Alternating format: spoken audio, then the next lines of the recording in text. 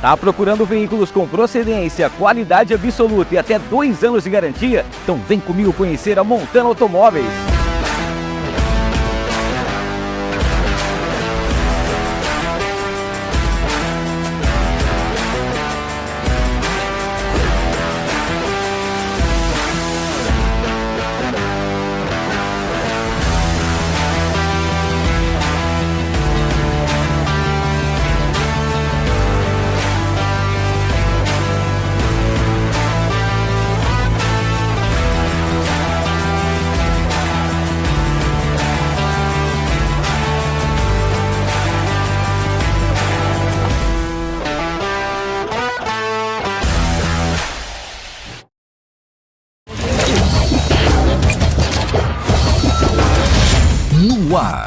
No ar, com Hamilton Trevisan. Fala rapaziada, tudo bem com vocês? Sejam todos bem-vindos a mais um episódio do No Ar com Hamilton Trevisan. Muito obrigado desde já pela sua audiência, pela sua companhia. Para você que vai estar conferindo esse episódio ao vivo ou para você que vai estar conferindo depois, no final de semana, vai estar maratonando junto com os outros episódios, tá bom? Obrigado de coração mesmo. Primeiro recadinho, né? Não esqueça de se inscrever no canal, ativar as notificações, deixar o seu like para o YouTube sempre ver que a gente tem sempre conteúdo de qualidade, convidados aqui com uma relevância sensacional para que você possa estar acompanhando aqui os nossos episódios, tá bom? Agradecer também aqui a Montana Automóveis, para você que está acompanhando a gente, tá a fim de comprar, trocar, fazer o financiamento do seu carro, a Montana tem tudo que você precisa, tá? Tem um QR Code aqui na tela, só você ir lá que você vai ser direcionado, inclusive tem veículos com até 2 anos de garantia, vale muito a pena para você conferir. Tá a fim também de dar aquele tapa no seu visual, vai direto na St. James, são 2 unidades em Rio Preto, tem a unidade do Vivendas e tem também a unidade Dama, tá? Fica ali em frente ao Gaivota. Cara, você vai encontrar uma barbearia completa para você fazer seu cabelo, a sua barba e ainda fazer o dia do noivo. Tem ainda uma sinuca, tem poker, tem muita coisa bacana. É uma experiência nova para você fazer o seu cabelo, a sua barba na St. James, tá? Como eu disse, 2 unidades, QR Code na tela também para você acompanhar. O Fernandão Bebidas, o melhor preço de bebidas de Rio Preto e região é no Fernandão, que tá com um e-commerce sensacional, tá? loja.fernandãobebidas.com.br loja.fernandãobebidas.com.br Só você ir lá. Agora a loja tá com cara nova, tá se transformando, tá ficando muito bacana e vale muito a pena você conhecer também, tá? Agradecer a T-Flow, que é a marca que veste os artistas. Ontem nós tivemos a inauguração, né? Vamos dizer assim, a reabertura da T-Flow no Iguatemi. Agora tá no piso superior, tá muito linda, cara. Teve um coquetel muito bacana e a nova coleção outono e inverno tá demais, vale muito a pena, tá? @useTflow, @T-Flow Iguatemi Rio Preto para você acompanhar. Agradecer também aqui os nossos parceiros da Mariner Calçados. Para você que procura uma loja que tem tudo aquilo que você precisa para calçados, precisa de uma bota, precisa de um coturno, tá precisando de um sapato casual, um sapato para mulher, sapato para homem, para criança, tudo que você precisa, a Mariner tem 2 unidades em Rio Preto, tem no aeroporto, fica dentro do posto Monte Carlo e tem também na Constituição, tá? @Mariner Calçados Rio Preto para você saber das novidades, @Mariner Rio Preto, tá? Não esqueça. E pra gente fechar essa primeira parte, agradecer aqui ao Marcão Imports, cara, toda a linha Apple com até 18 vezes para você e o mais bacana é que lá tem um equipamento, uma máquina que faz o reparo no seu telefone. Então, se você tem um iPhone e ele trincou, ao invés de você trocar a tela, talvez dá para recuperar e o Marcão tem essa com exclusividade, tá? Fica no Plaza Capital, @Marcão Imports RP, para você saber das novidades, beleza? Bom, hoje fechamos aí vamos dizer assim, chegamos no ápice desse programa, desse episódio, desse podcast, porque nós temos aqui um cara que é professor, ele é empresário, já faz tempo que eu tô querendo trazer ele aqui, e é mestre cervejeiro. Cara, dificilmente você não tem uma história com o Vila Dionísio aqui em Rio Preto, para você também que é de Ribeirão, ou faz aí Rio Preto, Ribeirão, você sabe também que a casa tá por lá, que é o maior sucesso. O Chico Barrigudo, quantas vezes você já foi no Chico na rua, muita coisa que aconteceu, muita coisa legal, né? E aí você sabe que o Vila, ele tem aquela atmosfera diferente, é aquele lugar que ele é, ao mesmo tempo, nostálgico, aquela história bacana, mas sempre com a inovação, sempre com muita coisa bacana, a tradição com a novidade. E o nosso convidado de hoje, ele é sócio proprietário, não só do Chico, como também do Vila, e vai contar um pouquinho da sua trajetória, sua história de professor, de empresário. Hoje, Alexandre Zanin. Seja bem-vindo, professor. Ô, Milton, muito obrigado pelo convite, né? A gente ficou aí tentando marcar, era o que dava, não dava, agora deu, que bom que deu tudo certo. Deu certo. Fico muito feliz de estar aqui e estar aqui com você de novo, né? A gente já teve outras oportunidades, né, na rádio e tudo mais, sempre muito bem acolhido, né? E muito obrigado. Muito bem. Eu tenho uma honra de ter sido para um grande evento, ter sido o DJ do Vila, né? Os intervalos de banda. Foi uma festa muito bacana que o Vila fez juntamente com a Rádio Líder na época. E, pô, ali que eu fiquei mais perto da galera. E, cara, é sensacional. É um ambiente incrível e você não vê ninguém reclamar, ninguém falar mal, porque sabe que realmente ali é um lugar que só tem histórias boas, né, Zanin? Ah, é legal, né? A gente tenta fazer tudo com muito carinho e pensando sempre como cliente. O Vila surgiu da nossa necessidade como cliente. Sim. Né? Então, na época, a gente tinha 26, 27 anos e falava, poxa, tá faltando um lugar aqui em Rio Preto que possa ter as características que a gente procurava. Tanto com relação à proposta de som, à proposta cervejeira, à proposta de pub, né, de ambientação e tudo mais. Então, a gente sempre mira muito na questão da experiência como cliente, né? Tem muita coisa que a gente preza isso até hoje, né? A gente está sempre tendo que corrigir coisas, sempre aparecem problemas novos, funcionários novos para treinamentos, né? Situações inusitadas, né? Com clientes que às vezes a gente não está esperando, mas a gente tenta sempre oferecer uma experiência que seja muito interessante. E isso é muito legal, né? Mesmo essas propostas de evento, como você participou na primeira edição do Ana Rock, né, que a gente trouxe Biquíni Cavadão, né, trouxe Super Combo, foi uma festa muito bonita lá no estacionamento de Iguatemi. É sempre nessa tentativa de falar, vamos fazer, mas vamos fazer do nosso jeito, com um perfil muito particular, né? A gente acredita muito nisso do cliente ter opção, né? Uma das coisas que mais nos incomodava como cliente era de você chegar num lugar e você só ter uma única opção de cerveja, né? E isso, a gente que gosta de cerveja fala, pô, mas e se eu quiser tomar outra? Né? Então, o Vila surgiu em 2004. Hoje fala-se muito de cerveja especial, artesanal, né? Dos mercados todos tem, sim, né? Claro. Mas o Vila surgiu com uma carta de 70 cervejas em 2004 aqui em Rio Preto.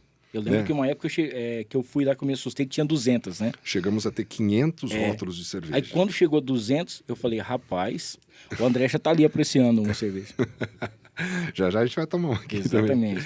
Ô, Zanin, de lá pra cá, cara, já são 20 anos, né, cara? São 20 anos, são muitas histórias, né? O Vila Dionísio, tanto em Rio Preto como em Ribeirão, ele tem uma história muito bacana também na formação de bandas, né? Que querem se apresentar na casa, ou né, de músicos que se formaram na casa, depois se projetaram para outros lugares, né? Então, isso é uma relação com a sociedade também que é muito legal, né? Que é muito bacana. Sim. No começo, a gente tinha poucas bandas na cidade que tinham o padrão que a gente queria levar para o Vila. E aí a gente trazia muita banda de fora. Vinha muita banda de São Paulo, de Campinas, de Londrina, de Bauru, que já tinha um cenário de rock mais maduro em Bauru. Mas em Rio Preto a gente demorou para ter algumas coisas que a gente queria, né? Então, geralmente, o músico, para sobreviver no interior, sobretudo, ele tem que tocar de tudo, né? Sim. Então, é aquela coisa de que a gente criar bandas que tivessem uma identidade própria, né? Então, essa banda vai fazer Barão Vermelho, Cazuza, Frejá. Aquela outra banda vai fazer Deep Purple, Led Zeppelin e Black Sabbath, né? Então, assim, isso a gente não tinha aqui ainda, né? Então, hoje em dia, a gente tem muitas bandas de excepcional qualidade nas duas cidades que pode tocar em qualquer casa do Brasil, que eles vão representar de forma muito bacana. Isso é muito legal, né? Você vê um artista como o Brunão, né? O Bruno Brito, que teve... Nossa, cara. São quase 16... Ele ficou quase 16 anos tocando na terça-feira de Rio Preto, numa terça-feira. Sim. Né? E chegava a colocar...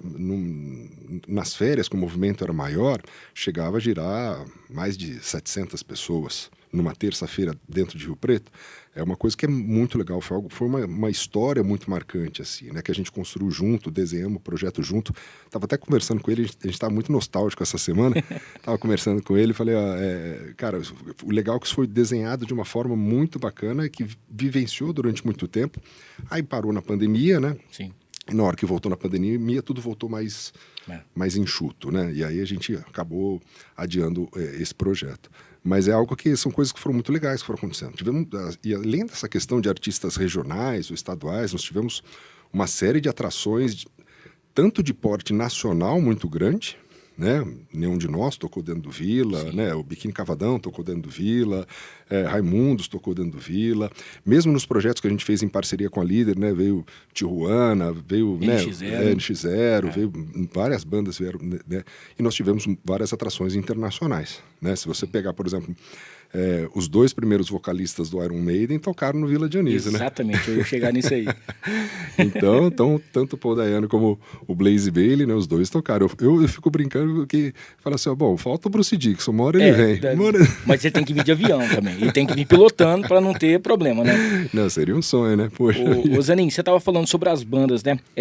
Eu acho engraçado também, porque muitas bandas, elas se formaram frequentando o Vila, né? E vendo o pessoal de fora, aprendendo, né? Fazendo essa, vamos supor assim, esse network na época. Exato. E falou assim, cara, vamos formar uma banda. Às vezes o cara era um baita vocalista, ele tinha um repertório bacana, mas ele não tinha uma banda pra tocar. Aí descobriu aqui um baterista, um baixista ali, um guitarrista do outro lado e tal, e formaram bandas e, pô, começaram a andar ou em bar, ou, vamos supor assim, um barzinho aqui, um barzinho menor, até chegar no Vila também. E o que é legal é porque isso é diferente de uma estrutura, por exemplo, o Chico tem uma proposta de som muito mais modesta, assim, sim, né? Sim. É um acústico de MPB, um som de ambiente. É um negócio mais intimista também. Mas no Vila a gente teve que montar uma estrutura de palco, de som, né? E aí, de amplificadores, e aí o pessoal começa a trazer amplificador que Rio Preto nunca tinha visto, pedaleiras que o pessoal nunca tinha visto, baterias que nunca... Né? Mas como você faz isso? Que efeito que você pôs aí? Então, esse network existe ali, né? A maior parte do público está realmente só curtindo o show, curtindo a casa, tomando uma cerveja, paquerando, namorando, né? Mas você teve muito isso acontecendo nos bastidores, né? Então isso é muito legal a gente ver acontecer, né? E como você falou, teve bandas que surgiram no meio né? Dentro de propostas desse jeito, né? E a gente fica muito orgulhoso por ter criado o cenário, a possibilidade, né? Não um orgulho besta, mas do tipo, que bom que a cidade teve. Claro. Né? A gente acha que é muito relevante. Tem um músico de Ribeirão, a gente acaba se aproximando muito, trabalha muito, muitos acabam virando nossos amigos, né? E o Thales, que é o músico de uma banda chamada Tonantes, ele falou assim, cara, vocês deram uma sacudida em Ribeirão de um jeito que, na hora que vocês falaram que tinham 2 ou 3 bandas de Ribeirão que podiam tocar, que tinham um nível para tocar na casa e as outras não tinham, teve gente que ficou puta e ficou bravo, né? Mas teve gente que falou assim, vamos correr atrás, e aí houve uma melhora muito significativa nesse sentido, né? E isso foi muito legal. Não que não tivessem ótimos músicos e também ótimas bandas, mas sempre naquela coisa de tocar de tudo, de não ter um perfil do rock, por exemplo, né? De fazer uma proposta de um repertório rock, né? Mas tem muita gente que vai pro Vila e não vai por causa da música, né? Vai porque o lugar é legal, vai porque tem a coxinha, né? Exatamente. Vai pros amigos, os amigos vão lá, vão se encontrar, tomar uma cerveja, bater um papo. E é um lugar muito bacana porque a gente sabe que é um público que a gente, vamos dizer assim, percebe que tem um grau de que vai para se divertir, né? Você não vê aquele monte de confusão, aquele monte de coisa que você vê em outros lugares, então você já sabe que é um padrão diferenciado. E na verdade, assim, a própria proposta de música, olha que engraçado, né? Quando a gente abriu o Vila em 2004, uma das coisas mais interessantes que tinham é que a gente ouvia de muita gente falar, cara, bar de rock em Rio Preto, pub, vocês não vão durar 6 meses, né? Vocês não vão durar 1 ano. Você deve ter escutado muito isso. Muito. Eu escutei, inclusive, de fornecedor, né? Escutei isso de fornecedor de bebida, de fornecedor. Falou, cara, não adianta, isso aqui, vou usar as palavras dele, isso aqui é terra do boi bandido. Que era o boi bandido, era vivo, né? Sim. Ele falou assim, não adianta, se não for sertanejo... Falei, cara, mas eu vou fazer o que todo mundo já faz, né? Então a gente queria... E uma coisa que eu falava, na época eu estava com 27, 28 anos, falei, eu quero ficar mais velho, né? Ouvindo rock, não é uma fase, né? Exatamente. Quando a gente tem 13, 14 anos, os pais acham que vai ser uma fase que vai passar, né? Então, a fase, para quem é do rock, quem gosta de rock, aquilo é eterno, né, cara? É algo que é muito marcante. Sim. Eu gosto muito de samba, gosto muito, muito de samba. Tanto que na hora que abriu o Chico, né, os meus amigos falaram, mas você canta essas músicas todas? Eu falei, eu adoro samba, né? Então tem isso. E eu não tenho nenhum preconceito com os outros estilos. Só não... A gente precisava criar espaços e nichos que fossem para esse público que não tinha, né? E tinha público para isso, né? Eu não ouço alguns estilos musicais na minha casa porque eu, né, não tenho tanta afinidade, né? Mas eu respeito, a gente sabe a importância claro. de várias coisas, né? Mas assim, ó, e é muito curioso. Quando a gente abriu o Vila, eu lembro, por exemplo, da primeira vez que entraram 2 rapazes vestidos assim de sertanejo, né? De fivela grande, camisa xadrez, chapéu grande. E a galera meio que começou a vaiar, né? Eu falei, só que a gente lutou tanto para ter um espaço desse, nós não estamos aqui para ficar perseguindo ninguém, cada um que vem aqui do jeito que quer, né? O pessoal falou, não, gente, mas... né, a música não vai mudar, a gente tem que acolher todo mundo. Quem sabe a gente ganha mais roqueiro, ainda brinquei com eles assim, né? Falei, porque é dentro a gente tem que ser mais inclusivo, né? Claro. Então a gente vive num mundo que as pessoas tem muita... É muito nicho separado, a gente precisa se juntar mais, né? Mesmo que, tudo bem, né? Eu não vou numa festa do peão e exigir que toque rock and roll, né? Claro. Mas, né? Então, mas vou curtir, se eu tiver que ir, né? Se acontecer qualquer... Apesar que tem um monte de exposição por aí que a atração da noite é uma banda, já foi banda de rock. Mas você sabe, né? Que os primeiros shows de rock que eu fui aqui em Rio Preto eram na exposição. Eu sou de Rio Preto, eu nasci em Rio Preto, estudei aqui, fiz faculdade aqui, né? Eu saí depois para fazer viagens ou para fazer pesquisa né, essas coisas. Mas eu lembro, né, no final dos anos 80, início dos anos 90, eu devo ter ido nos 4, 5 shows do Barão Vermelho no recinto de exposição, né? De Capital Inicial, de Paralamas do Sucesso, de Titãs, né? A gente via essas bandas na exposição. Porque o cenário de rock, de pop rock nacional, daquele final dos anos 80 e início dos anos 90, ele era muito rico, muito fértil, né? Sim. E era a cara do Brasil daquele pós, né, regime militar e reabertura democrática e tudo mais, né? Todas as músicas de protesto, de Legião Urbana, Plebe Rude e tudo mais, né? Então aquilo era parte da minha adolescência, né? De eu sair do colegial, entrar na faculdade, né? Então... E eu achava sensacional, eu acho um pecado a gente não ter mais... porque, imagina, eu como um garoto do interior, 15, 16 anos, minha oportunidade de show é aqui na minha cidade, claro. Né? É muito difícil, né? Não saía muito. Né? Então, é uma coisa que era muito inclusiva, assim, eu achava espetacular, a gente ficava aguardando as noites que iam ter. Show de bola. Não, isso aí você estava falando sobre os 2 que entraram de chapéu lá? Não, e aí teve gente que tentou, né, criar uma situação, eu falei, não, gente, isso aqui é para todo mundo, né? Todo mundo tem que curtir, né? Isso não tem, né? Então, e aí com o passar do tempo acabou virando esse junta-tribos, né? Então, você chega no Vila hoje, você tem pessoas ali, todo mundo se sente à vontade, até o pessoal que está mais arrumado, o pessoal que está, né, mais descolado, está mais, né, para se sentir à vontade, né? Porque apesar de ser um bar que, a gente fala, já tem 20 anos aqui, mas para nossa cidade, um pub de 20 anos tem uma longevidade muito grande, né? Mas se você for em qualquer cidade da Europa, um pub de 20 anos acabou de nascer. Exatamente. Você chega eu lembro que eu tinha um amigo nosso que estava trabalhando em Oxford, a gente foi visitar ele, a gente estava em Londres, falou, vem para cá. Ele estava trabalhando como professor lá, um menino aqui de Rio Preto, muito bom. Menino, né? Da minha idade, tem quase 50 anos. O Theo estava trabalhando lá, ele levou a gente num bar, falou, esse pub aqui existe há 200, 300, 400 anos. Eu falei, mentira. Aqui sentavam os escritores, começou a falar todos os escritores ingleses, falei, isso aqui é tradição. Falar que eu tenho um bar que tem 10 anos... Pessoal, galera que tá aqui no nosso chat, não esqueça de se inscrever no canal, ativar as notificações. Para você participar do chat, você tem que estar inscrito no canal. É 50 segundos, o YouTube já libera para você, tá bom? Pra gente já poder trocar uma ideia aqui, ó. O Zanin já vai abrir uma aqui pra gente poder tomar. Mandar um abraço pro Kleber Tadeu, ele tá aqui, ó, estamos na sintonia. A Aline Wanderson também tá mandando um beijão aqui. O Alexandre Pinhel, o melhor de Rio Preto, grande Pinhel. Ele tá aqui, ó, top demais, sempre ativos e verificam as dicas, que legal. O Shiba Sakurai, Hamilton, o Rogério Gagal quer cantar no Vila, vê se consegue pra ele. Não dá pra ele cantar, mas dá pra ele ir lá com a gente, né? Ô Shiba, doutor, pelo amor de Deus, né? Um abraço. O Giovanni tá aqui, saudades das promoções dupla de... Guinness e da Quarta Blues. Cara, você sabe que não tem mais Guinness no Brasil, né? E sim. Até era algumas marcas que eu ia te falar. Então deixa eu só brindar com você. Opa, aqui, ó. Aqui, gente, vamos olhar as palavras aqui. Boa. Você tá louco. Isso aqui é coisa do outro mundo. Essa aqui é a nossa Munique, essa a cerveja que foi... Ela ganhou medalha de prata em 2022.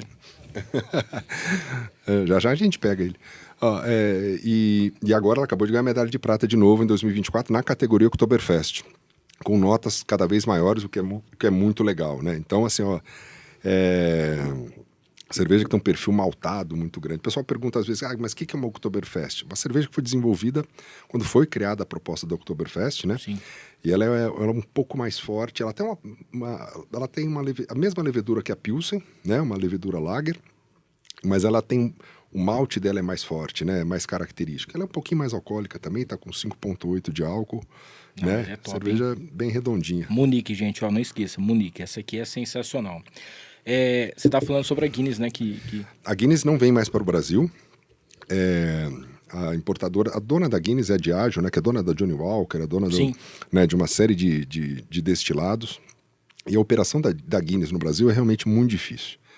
Você imagina que você tem que mandar barril da Irlanda ou dos Estados Unidos ou de outro lugar que produz para cá, manda. E agora eu também não entendo por que tem que mandar, porque você pode terceirizar essa produção em qualquer cervejaria aqui do Brasil. Ou os caras têm medo de... Mas é que o mercado de destilado é tão grande para a Diageo que eu acho que eles não têm interesse de fazer a Guinness crescer, né? Tomara que alguém esteja vendo, né? E se incomode com o meu comentário. Ajuda a gente aqui. Mas Mas uma baita é diferenciada também. É uma escola cervejeira, né? Na verdade, a Dry Stout virou uma referência da Irlanda, né? Sim. Então é uma coisa que... E é curioso que os irlandeses, né? Eles eram... Era meio como que uma coisa de patinho feio, assim, até o final dos anos 70, né? Aí eles tinham acabado de entrar para o mercado comum europeu, depois começaram a crescer demais, e hoje você pega a Irlanda tem um IDH melhor que o do Reino Unido, né? Então, e aí toda aquela projeção da Irlanda dos anos 80 para cá, mesmo musicalmente, né? O U2, Cranberries, sim, né? Então, e a tradição do St. Patrick's. St. Patrick's hoje, eu acho que é a festa comemorada em maior quantidade de cidades no mundo. Eu acho que é até mais que o carnaval, que é uma coisa, né, mais restrita ao mundo católico, vamos colocar assim. E o St. Patrick's, ele tem uma penetração muito grande, muito além da Irlanda, né? Você vê os bares comemorando em São Paulo, comemorando em Boston, Chicago, Nova York, Sydney, Melbourne, Cidade do Cabo, Joanesburgo, né? Então... acaba sendo muito particular. E a cerveja Dry Stout acaba sendo a cerveja. Ou quando pega um Chopp Pilsen e pinta de verde, né? Você coloca ali um corantezinho alimentício. E é bom que também está começando a pegar esse negócio no Brasil, né? Porque o pessoal, assim, por exemplo, o Vila, alguns lugares, tal, o pessoal falava, São Patrício, não sei o que, a gente vai fazer comemoração. Hoje parece que o pessoal está aderindo mais. Tem. Inclusive nas cidades do interior cresceu, assim, né? Você tem vários bares que comemoram, várias festas que são feitas, né? Isso é legal, eu acho. E já tem uns chapeuzinhos, tem uns negocinhos, tem tudo. O Alexandre Pinhal tá mandando aquele abraço aqui. A Araceli está aqui, gente boníssima, né? Foi o meu professor no cursinho alternativo no mesmo ano que ele abriu o Vila, né? Tá, Araceli, já estamos comemorando 20 anos, cara. 20 anos, eu lembro dela. Show de bola. O Henrique tá aqui mandando um abraço também. O Zé Reinaldo tá lá em Uberlândia. Zé, um abraço, obrigado, viu? Ele falou assim que o brinde que a gente deu aqui causou vontade nele. Quando vier a Rio Preto, me avisa que eu te levo lá no Vila para você experimentar. O Marcelo tá mandando um abraço também, a Camila. Pessoal, não esqueça de se inscrever no canal, ativar as notificações aqui. Ô, Zanin, a gente partindo do Vila 20 anos, como que foi, assim, até uma curiosidade que eu tenho. Ainda mais perguntar pro professor de geografia isso, né? Rio Preto e Ribeirão não são tão distantes, né? É interior e tal. Rio Preto já tem uma tendência mais em relação ao rock, tem um festival muito grande lá na cidade, alguma coisa assim. Como que surgiu a ideia de montar o Vila também lá em Ribeirão? Como que foi essa... Na verdade, assim, teve duas situações, né? A gente estava pensando em montar uma segunda unidade numa outra cidade do interior, né? Pensamos primeiro em Bauru, que é uma cidade do mesmo porte que Rio Preto. E Bauru tem um cenário de rock mais consolidado. Tem um bar, inclusive, de rock lá que é mais antigo que o Vila, deve estar com quase 40 anos, que é o Armazém, tá? É um bar menor, mais simples, não tem uma proposta de pub como o Vila tem, né? Mas tem muito respeito e acho que é muito relevante, né? Tem várias bandas de Bauru que se projetaram dali, ganharam festivais no interior, na capital, né? A própria Move Over, que vai tocar sábado agora em Rio Preto, a Adriane, né, que é a vocalista, que foi pro Superstar, fez a maior pontuação no Superstar. Eu ia te falar isso porque é o seguinte, o Daniel, que se eu não me engano, o Daniel, acho que a sua esposa estudou com ele. Isso. Agora eu não sei qual foi a faculdade, né, que ela fez as duas. Eu me lembro que uma vez eu fui no Vila e eu vi a Move Over lá. Eu vi lá o cabelo vermelho, a mulher e tal, beleza. Aí passou muito tempo e tal. E ela tá lá no programa da... Eu falei assim, cara, eu lembro dessa banda. E eu falei assim, cara, eu já fui num show dessa banda, eu já assisti um DVD dessa banda, alguma coisa nesse sentido. E um dia o Daniel postou. O Daniel falou assim, cara, essa banda ia no Vila. Eu falei, você tá brincando? E aí eu falei, cara, que coisa... E aí foi ver, e aí depois a gente foi conhecer como é que funcionava a banda e tudo mais, como é que era, mas já tinha essa recordação que já tinha vindo aqui no Vila. Tá mostrando aqui pra gente. Olha lá. É isso aí, ó.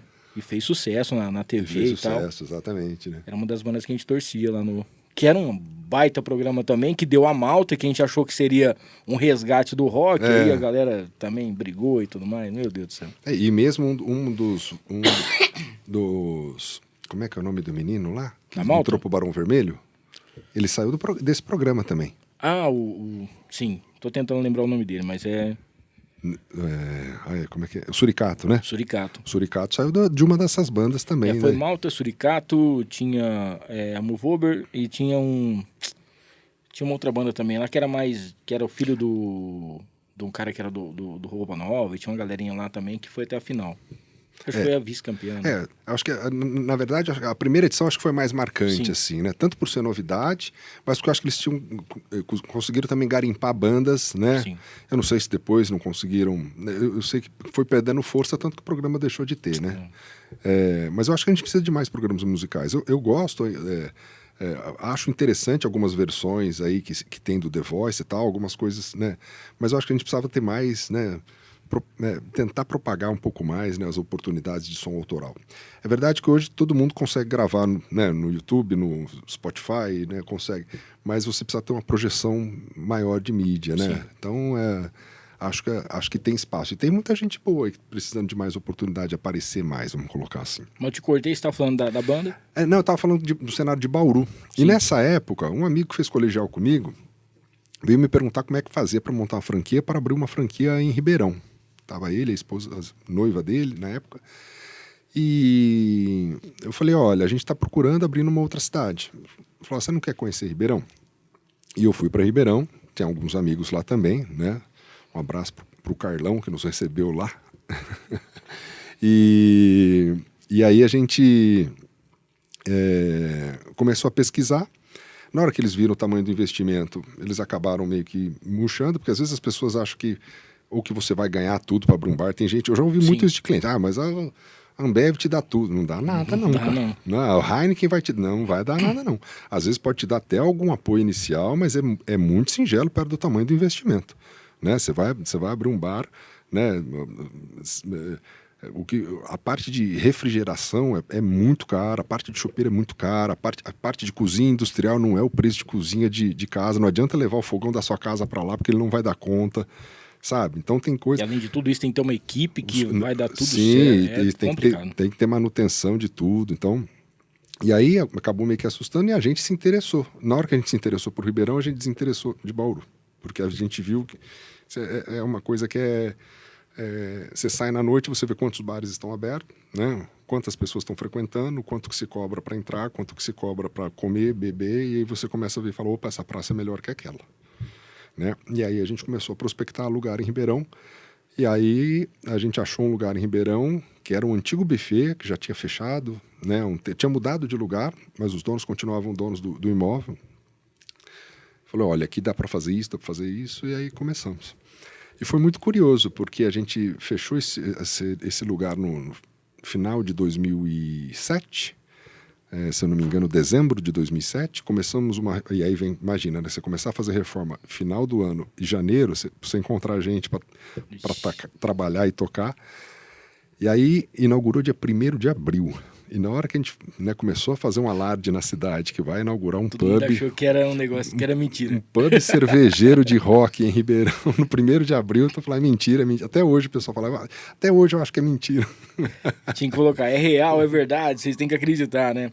Ó, aproveitar aqui também, mandar um salve pro pessoal que tá junto com a gente, acompanhando aqui hoje. Mandar também um alôzinho aqui pro Mercadão Agropet, com preço bom, ninguém compete. Gente, são 8 lojas, 6 só aqui em Rio Preto. Inclusive tem 2 shoppings, tá? No no Rio Preto e também lá no shopping no Cidade Norte. Não esqueça que o Mercadão tem tudo aquilo que você precisa. Tem um tax dog que busca o seu animalzinho, dá o banho nele e depois leva para você de volta, e tem promoções sempre para você em questão de ração, tá? @Mercadão Agropet para você saber das novidades. Mandar um salve também aqui pro QAP Armas e Munições, o André, nosso querido produtor aqui, essa semana foi lá, adquiriu também, tá fazendo tudo certinho, tá? Você precisa ter tudo legalizado e a QAP faz tudo isso para você, tá? Para você que quer realmente ter o seu porte, para você que quer realmente ter tudo isso com o negócio, com toda a documentação da Polícia Federal, com tudo bonitinho, legalizado, a QAP faz isso para você e te ajuda também, tá? E você faz o curso, ainda pode comprar tudo certinho. @QAP, tá bom? Vai lá, @QAP_Brasil, para você saber. O André já tá fazendo até treinamento. Bom, falando sobre música, falando sobre Vila, quero agradecer a Joia Musical. Muitas bandas que se apresentam no Vila, que já se apresentaram, também têm os seus instrumentos que compraram lá na Joia Musical. Então, um beijão pra Aline, toda a equipe da Joia. São mais de 50 anos, uma tradição. Então, para você que quer aprender a tocar o seu violão, para você que quer algum instrumento, a Joia tem todo o suporte para você, tá? Só você ir direto no @Joia Musical aqui em Rio Preto, ou então o site joiamusical.com.br. Agradecer também a Interessências, cara, é o lugar mais perfumado da cidade. A Interessências tem ali, você vai encontrar todos os aromas, sabe aqueles perfumes, aquelas fragrâncias especiais? A Interessências tem por um preço muito bacana para você. E aí você pode também fazer tudo aquilo que você quer, inclusive tem cursos, tá?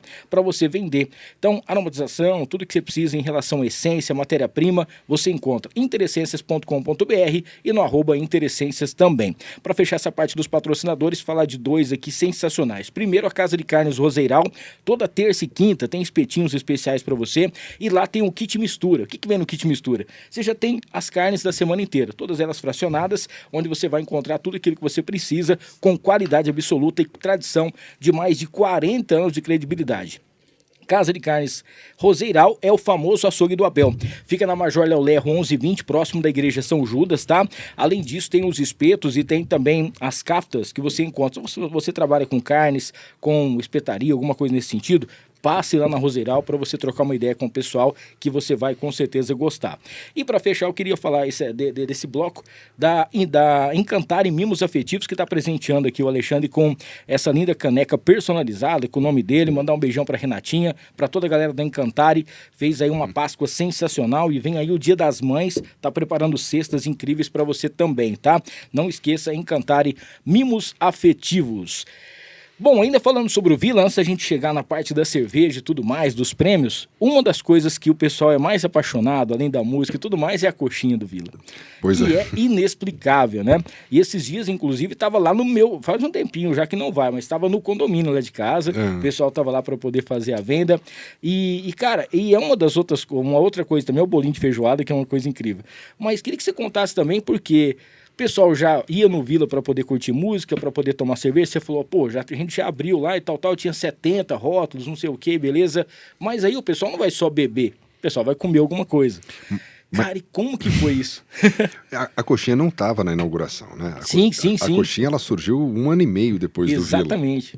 E foi muito curioso, assim, porque a gente tinha um cardápio que a gente tinha uma série de opções de comidas ali, né? Algumas estão lá até hoje. Então tem o fish and chips, tem o bauru de filé, o sanduba de peixe. Então tem várias coisas ali que estão até hoje, né? E tem até uma memória afetiva da criação desses pratos, assim. E aí a gente queria um petisco, a gente queria falar, pô, a gente podia desenvolver uma coxinha, né? Um bolinho ou uma coxinha nossa. Aí começamos a pesquisar coxinhas famosas. Fomos lá no Frangó em São Paulo, fomos no Veloso em São Paulo, fomos na Padaria Real em Sorocaba, que hoje tem em São Paulo também, fomos em Bueno de Andrade. Cara, a gente foi visitar uns 10 lugares de coxinha. E a gente viu que cada um tinha uma personalidade. Cada um tem um tamanho diferente, um recheio diferente, uma massa diferente, um tempero diferente. E no final das contas, falou, que bacana, a gente vai ter que criar a nossa. Não tem como. Né? Tudo muito bacana, tem alguns lugares a gente gostou muito, outras a gente ficou muito decepcionado, natural. Mas a gente falou, não, vamos desenvolver a nossa. E aí, depois, começamos a fazer 3, 4, 5 massas diferentes, tantos recheios diferentes, com tamanhos diferentes. E aí, conversa vai. Cara, o que a gente mais marcou em todas as coxinhas que a gente comeu foi a qualidade do recheio, né? e o tamanho dela e se aquela casquinha, né? Ela tem que ser crocante por fora, né? Que é uma experiência mais... que acontece melhor quando você está presencialmente. Sim. O delivery atrapalha um pouco, porque até isso chegar fechado, abafado, né? Mas ainda assim chega com uma qualidade muito boa. Mas e aí encontramos o tamanho certo, encontramos o recheio certo, né? E para nossa surpresa, para nossa ótima surpresa, aquilo explodiu. Explodiu num ponto que a gente teve, nos meses seguintes, a coxinha representava 90% da venda da cozinha. E a gente começou a perder matéria-prima dos outros pratos. Nossa. Porque aí falou, poxa, mas e agora, né? A gente tinha um palmito recheado, gratinado no Vila, que era uma coisa espetacular. Cara, não vendeu mais nenhum. Tinha, mas não tinha. Não vende. Não, o pessoal só quer a coxinha agora, porque um conta pro outro da coxinha, um conta pro... E até hoje ela representa 2/3 da venda da noite. É impressionante a dimensão que ela tomou.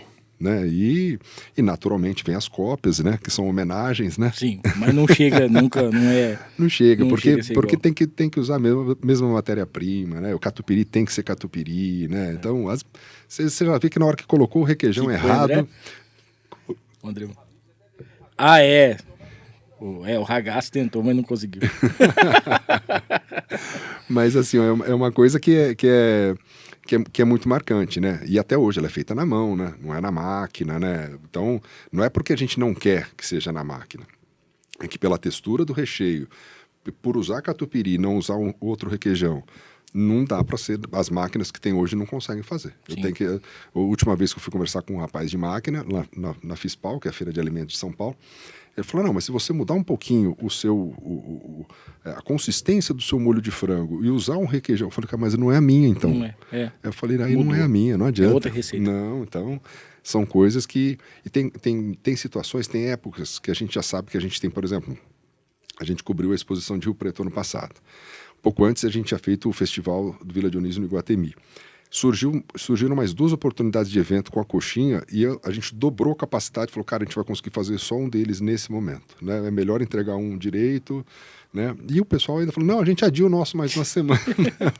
Para dar tempo, né? Ela virou uma febre, né? Ela tem vida própria, uma coisa que é maluca. E é legal que no festival de coxinhas a gente acaba levando 20 sabores diferentes, né? Sim. Aí você leva um sabor vegano, você leva um sabor lacto vegetariano. Tá na tela aqui pra galera poder acompanhar. Ah lá, as coxinhas do Vila. Show de bola, cara. É diferenciada mesmo. Ô Zaninho, uma coisa que eu acho... hoje a gente tá aqui, claro, batendo um papo com o Zaninho, mas a gente sabe que existem os sócios, né? Existe a galera que tá junto também. E uma coisa que a gente destaca bastante é que tudo que vocês vão fazer... Vocês fazem uma pesquisa muito... Vocês viajam bastante, vocês procuram coisas novas, né? E isso eu acho que é um dos diferenciais do Vila. Igual você falou assim, pô, a gente queria montar um negócio numa coxinha. Pô, vocês foram em vários lugares que a coxinha era consagrada para tentar ver o que poderia trazer, até que vocês falaram, não, é boa, mas a nossa a gente vai fazer aqui. Em relação a rótulos, a mesma coisa. Vocês viajaram, foram para festivais, um monte de coisa que aconteceu em relação à bebida, para vocês também terem os rótulos de vocês, alguma coisa assim. Isso é um diferencial muito bacana, né? Nunca ficar parado e buscar sempre coisas novas. Né? Hamilton, assim, ó, a gente é do setor de entretenimento, né? Sim. Então a gente mexe com gastronomia, mexe com cervejas e produção de cervejas, e a gente mexe com experiências, né? Então, para a gente, toda vez também que a gente sai de casa para não ir no Vila, seja em outro estabelecimento ou evento de Rio Preto, você acaba vendo tudo. Você vê a operação, você vê a comida, você vê valores, você vê o que é entregue, né? A gente viaja bastante, né? E mesmo quando a gente está falando, agora eu vou deixar, nós somos em 4 sócios, né? A gente viaja bastante, os 4 sócios, mas tem hora que eu vou viajar só com a minha esposa. E imagina, ela está comigo, né? A gente vamos fazer 16 anos de casado, mas tem mais de 20 anos que a gente tá junto. Ela naturalmente falou, nossa, isso aqui ia dar certo pro bar. Eu falei, não quero nem falar do bar agora. Mas daqui a pouco você fala, daria certo Mas mesmo. É meio automático. Né? É natural, né? É natural. Você não tem, e o mais bacana é que como você já conhece o público, né? Você fala assim, pô, isso aí realmente daria certo. Cara, você quer ver uma coisa, né? Em acho que foi 2016 ou 2017, Eu fui ver 2 shows em São Paulo, eu tava devendo para mim. Fui ver Scorpions numa semana e Whitesnake na outra. Né? São 2 bandas lá dos anos 70, né? 80. Eu gosto bastante dessa parte musical. E eles estão, 70 anos, né? Já estão numa idade avançada. Eu falei, cara, eu podia ter visto esses caras 20 anos atrás, eu pensei. Né? Eu falei, poxa. Da mesma forma, eu falei, mas eu também precisava ver as bandas de hoje. E aí eu me cobrei. Eu falei assim, nós vamos no Lollapalooza. Falei para ela. Ela falou, você tá achando que você tem quantos anos? Ela sempre fala isso pra mim. Eu falei, não, mas eu preciso ver, né? Vamos lá ver. Eu falei, então tá bom. Aí eu falei, vai ter Pearl Jam um dia, como banda principal. No outro dia tem o Red Hot Chili Peppers. No outro dia tem o The Killers, né? Mas ia ter também... vocalista do Oasis, ia ter também bom, enfim, né, até outros artistas que às vezes não era muito do que eu estava procurando, mas eu fiquei curioso de ver. Ela falou, então tá bom, pode comprar um dia. Eu falei, eu comprei os 3. Não, já vamos fazer tudo certo, né? E aí ela ficou doida comigo. Não, mas você acha que eu vou aguentar em 3 dias de festival, isso, aquilo? Eu falei, vamos ver, né? A gente não precisa chegar lá meio-dia abrindo o portão, claro. Né? Chega 5 horas da tarde, né? Minha careca também não dá conta, né? Do sol. Eu falei, a gente chega umas 5 horas da tarde, fica até meia-noite, beleza. Falei, mas você acha que a gente vai aguentar 3 dias? Eu falei, vamos ver. A gente não aguentar, a gente vai chegando mais tarde, vai só para a atração principal. Fomos no primeiro dia, adoramos. Fomos no segundo dia, adoramos. Acabou o terceiro dia, ela falou, pode comprar para o ano que vem. Pronto. Já mata isso aí, não é? E é impressionante, porque aí você vê operação de evento, né? E aí você vê o que está sendo entregue, o que está sendo cobrado, ativação de marca, ativação de patrocinador, tamanho de palco, presença de palco, né? Você não consegue trazer um Lollapalooza para Rio Preto, você não consegue trazer um The Town, um Rock in Rio para Rio Preto. Uma estrutura daquele tamanho, né? Quem chega mais perto disso é um Country Blues, né? Que tem uma estrutura impressionante, espetacular, mas é um mundo de sertanejo no interior, que é o mundo do rock no interior. Nem o João Rock consegue entregar aquela estrutura. Sim. E o João Rock é incrível em Ribeirão, né? Mas assim, é aquela coisa de você estar vivenciando o tempo todo coisas do que você pode levar, do que você pode, né?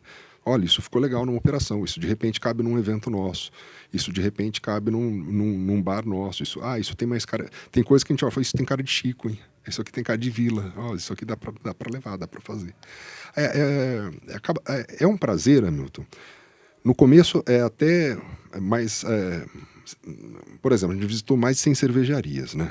Então, fomos para a Bélgica, visitamos 12 cervejarias. Fomos para a Alemanha, visitamos 10 cervejarias.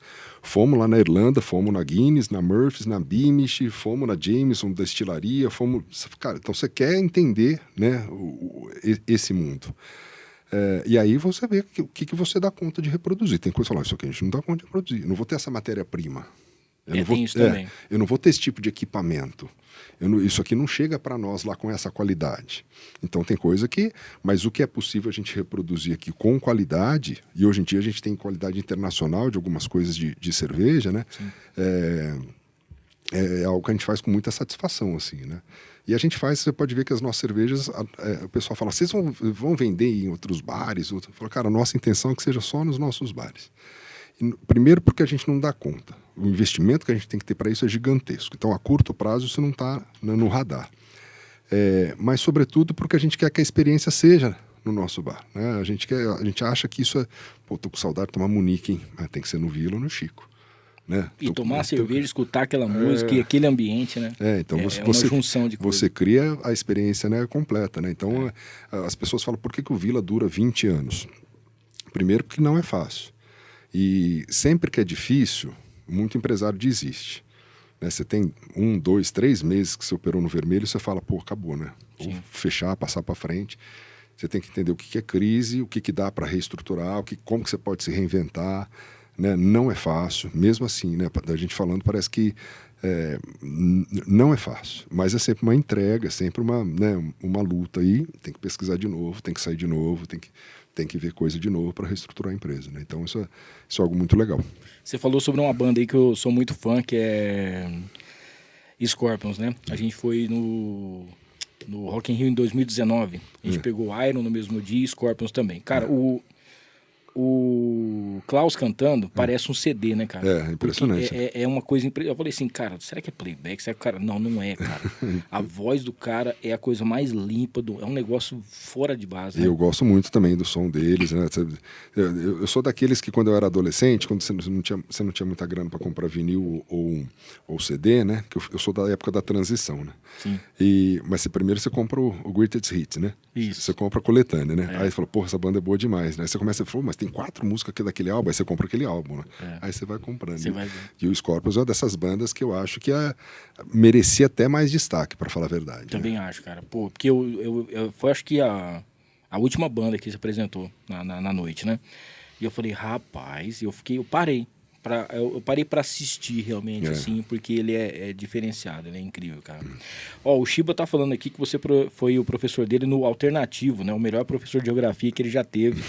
E como eu colava do Shiba, então provavelmente realmente foi. Eu aprendi muita coisa. A Joyce também mandou um beijo aqui. Obrigado a toda a galera que tá acompanhando. Ô Zanin, vamos falar um pouquinho sobre... uma coisa chata que é a pandemia, né? A gente estava falando aqui, pô, o Vila já está aí há 20 anos e no meio da pandemia muita gente fechou. Muita coisa foi embora, muita gente parou, né? E vocês, além de tudo que vocês passaram, né? De tudo que aconteceu, vocês levantaram uma bandeira, né, cara? Que foi um negócio impressionante. Você indo atrás dos negócios, a gente estava vendo as postagens que você fazia e correndo atrás dos direitos, porque a gente via que tinha muita coisa errada acontecendo. E dava para poder, se vai fazer isso aqui, tem que fazer aqui também. Se vai liberar para cá, tem que liberar aqui. E, pô, você teve um papel fundamental nisso, né, cara? Na verdade, assim, né? Ninguém faz nada sozinho, né, Hamilton, né? Então, assim, ó... a gente se sentiu muito pouco representado na pandemia. O setor de bares e restaurantes é um setor que emprega muito no Brasil. Tanto o emprego direto de carteira assinada, como do pessoal que faz freelancer no final de semana, seja um estudante que está lá na faculdade, tá, né, mas de sexta, sábado e domingo ele dá um jeito de trabalhar num restaurante, num bar ou num evento, né? Você vai para esses eventos, por exemplo...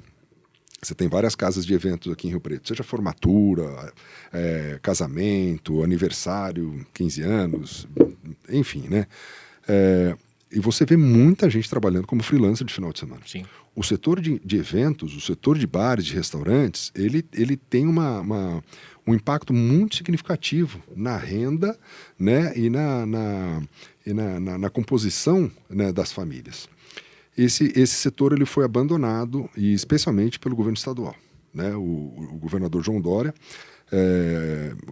resolveu colocar no setor de bares e restaurantes a responsabilidade pela propagação da pandemia, né? E aqui em Rio Preto o secretário de Saúde comprou essa ideia, né? E infelizmente a gente via que o setor estava fechado e a cidade continuou tendo festa clandestina, ou tendo outras atividades, ou, né, e outros eventos que... né, desde igreja, transmitia o vírus, né? Então você fala, cara, não é possível que a gente não possa operar nem respeitando espaço, respeitando uma série de coisas. Além disso, não houve nenhum tipo de ajuda, né, financeira, porque o que aconteceu, por exemplo, em toda a Europa, os bares e restaurantes vão ficar fechados, mas vocês vão receber um valor, né, referente parcial ao seu faturamento, né? O que pague as contas, pague os seus funcionários.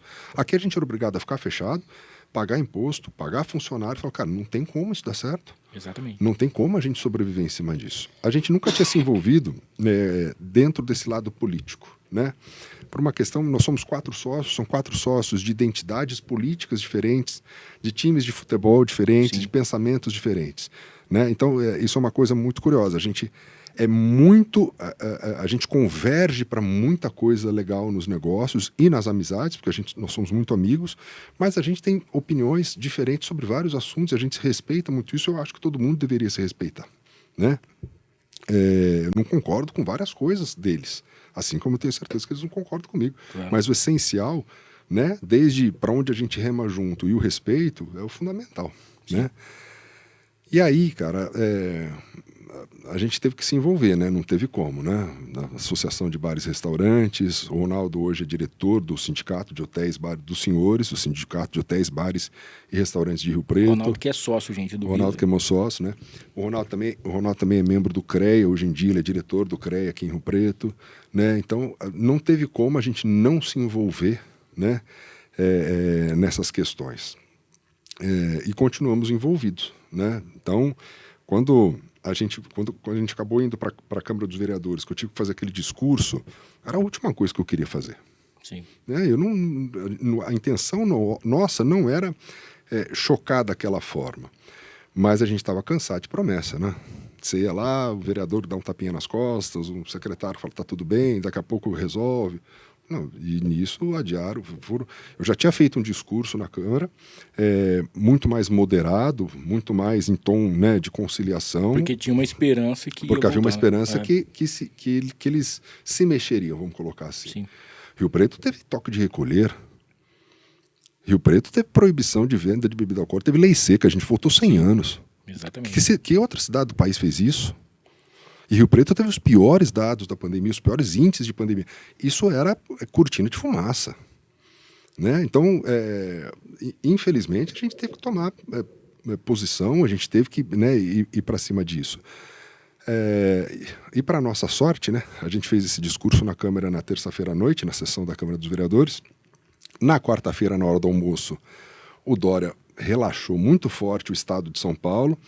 E aí o prefeito que seguia o governador, né, o prefeito acabou relaxando também, e aqui liberou.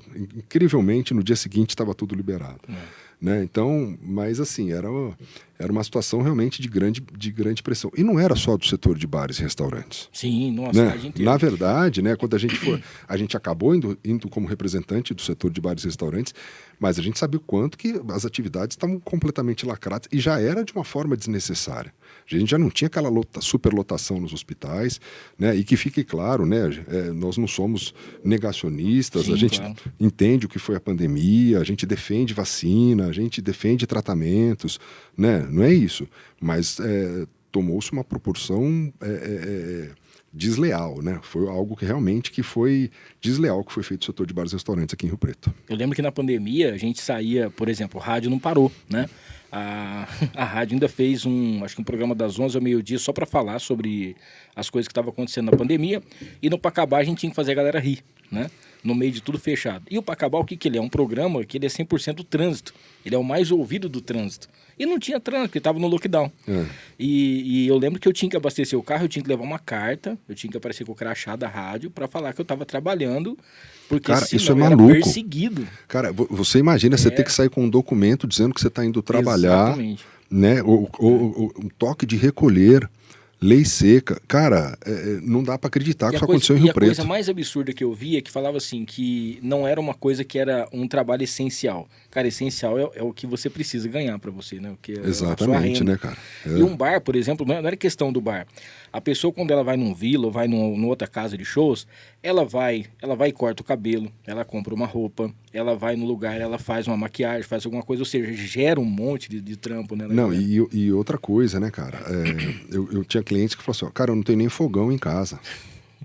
Eu preciso comer, preciso ir para um restaurante. Exatamente. Entendeu? Meu micro-ondas está quebrado e a loja do cara que conserta micro-ondas está fechada. Não tem como, Cara, essa história do que é essencial, né? Foi uma das coisas que nunca colou, assim. Né? Nunca... Não teve nenhum político que abriu mão do seu salário no meio da pandemia. Você não teve um vereador que falou, não, olha, então beleza, né? Nós vamos. Não teve nenhuma verba que foi destinada para o setor de entretenimento.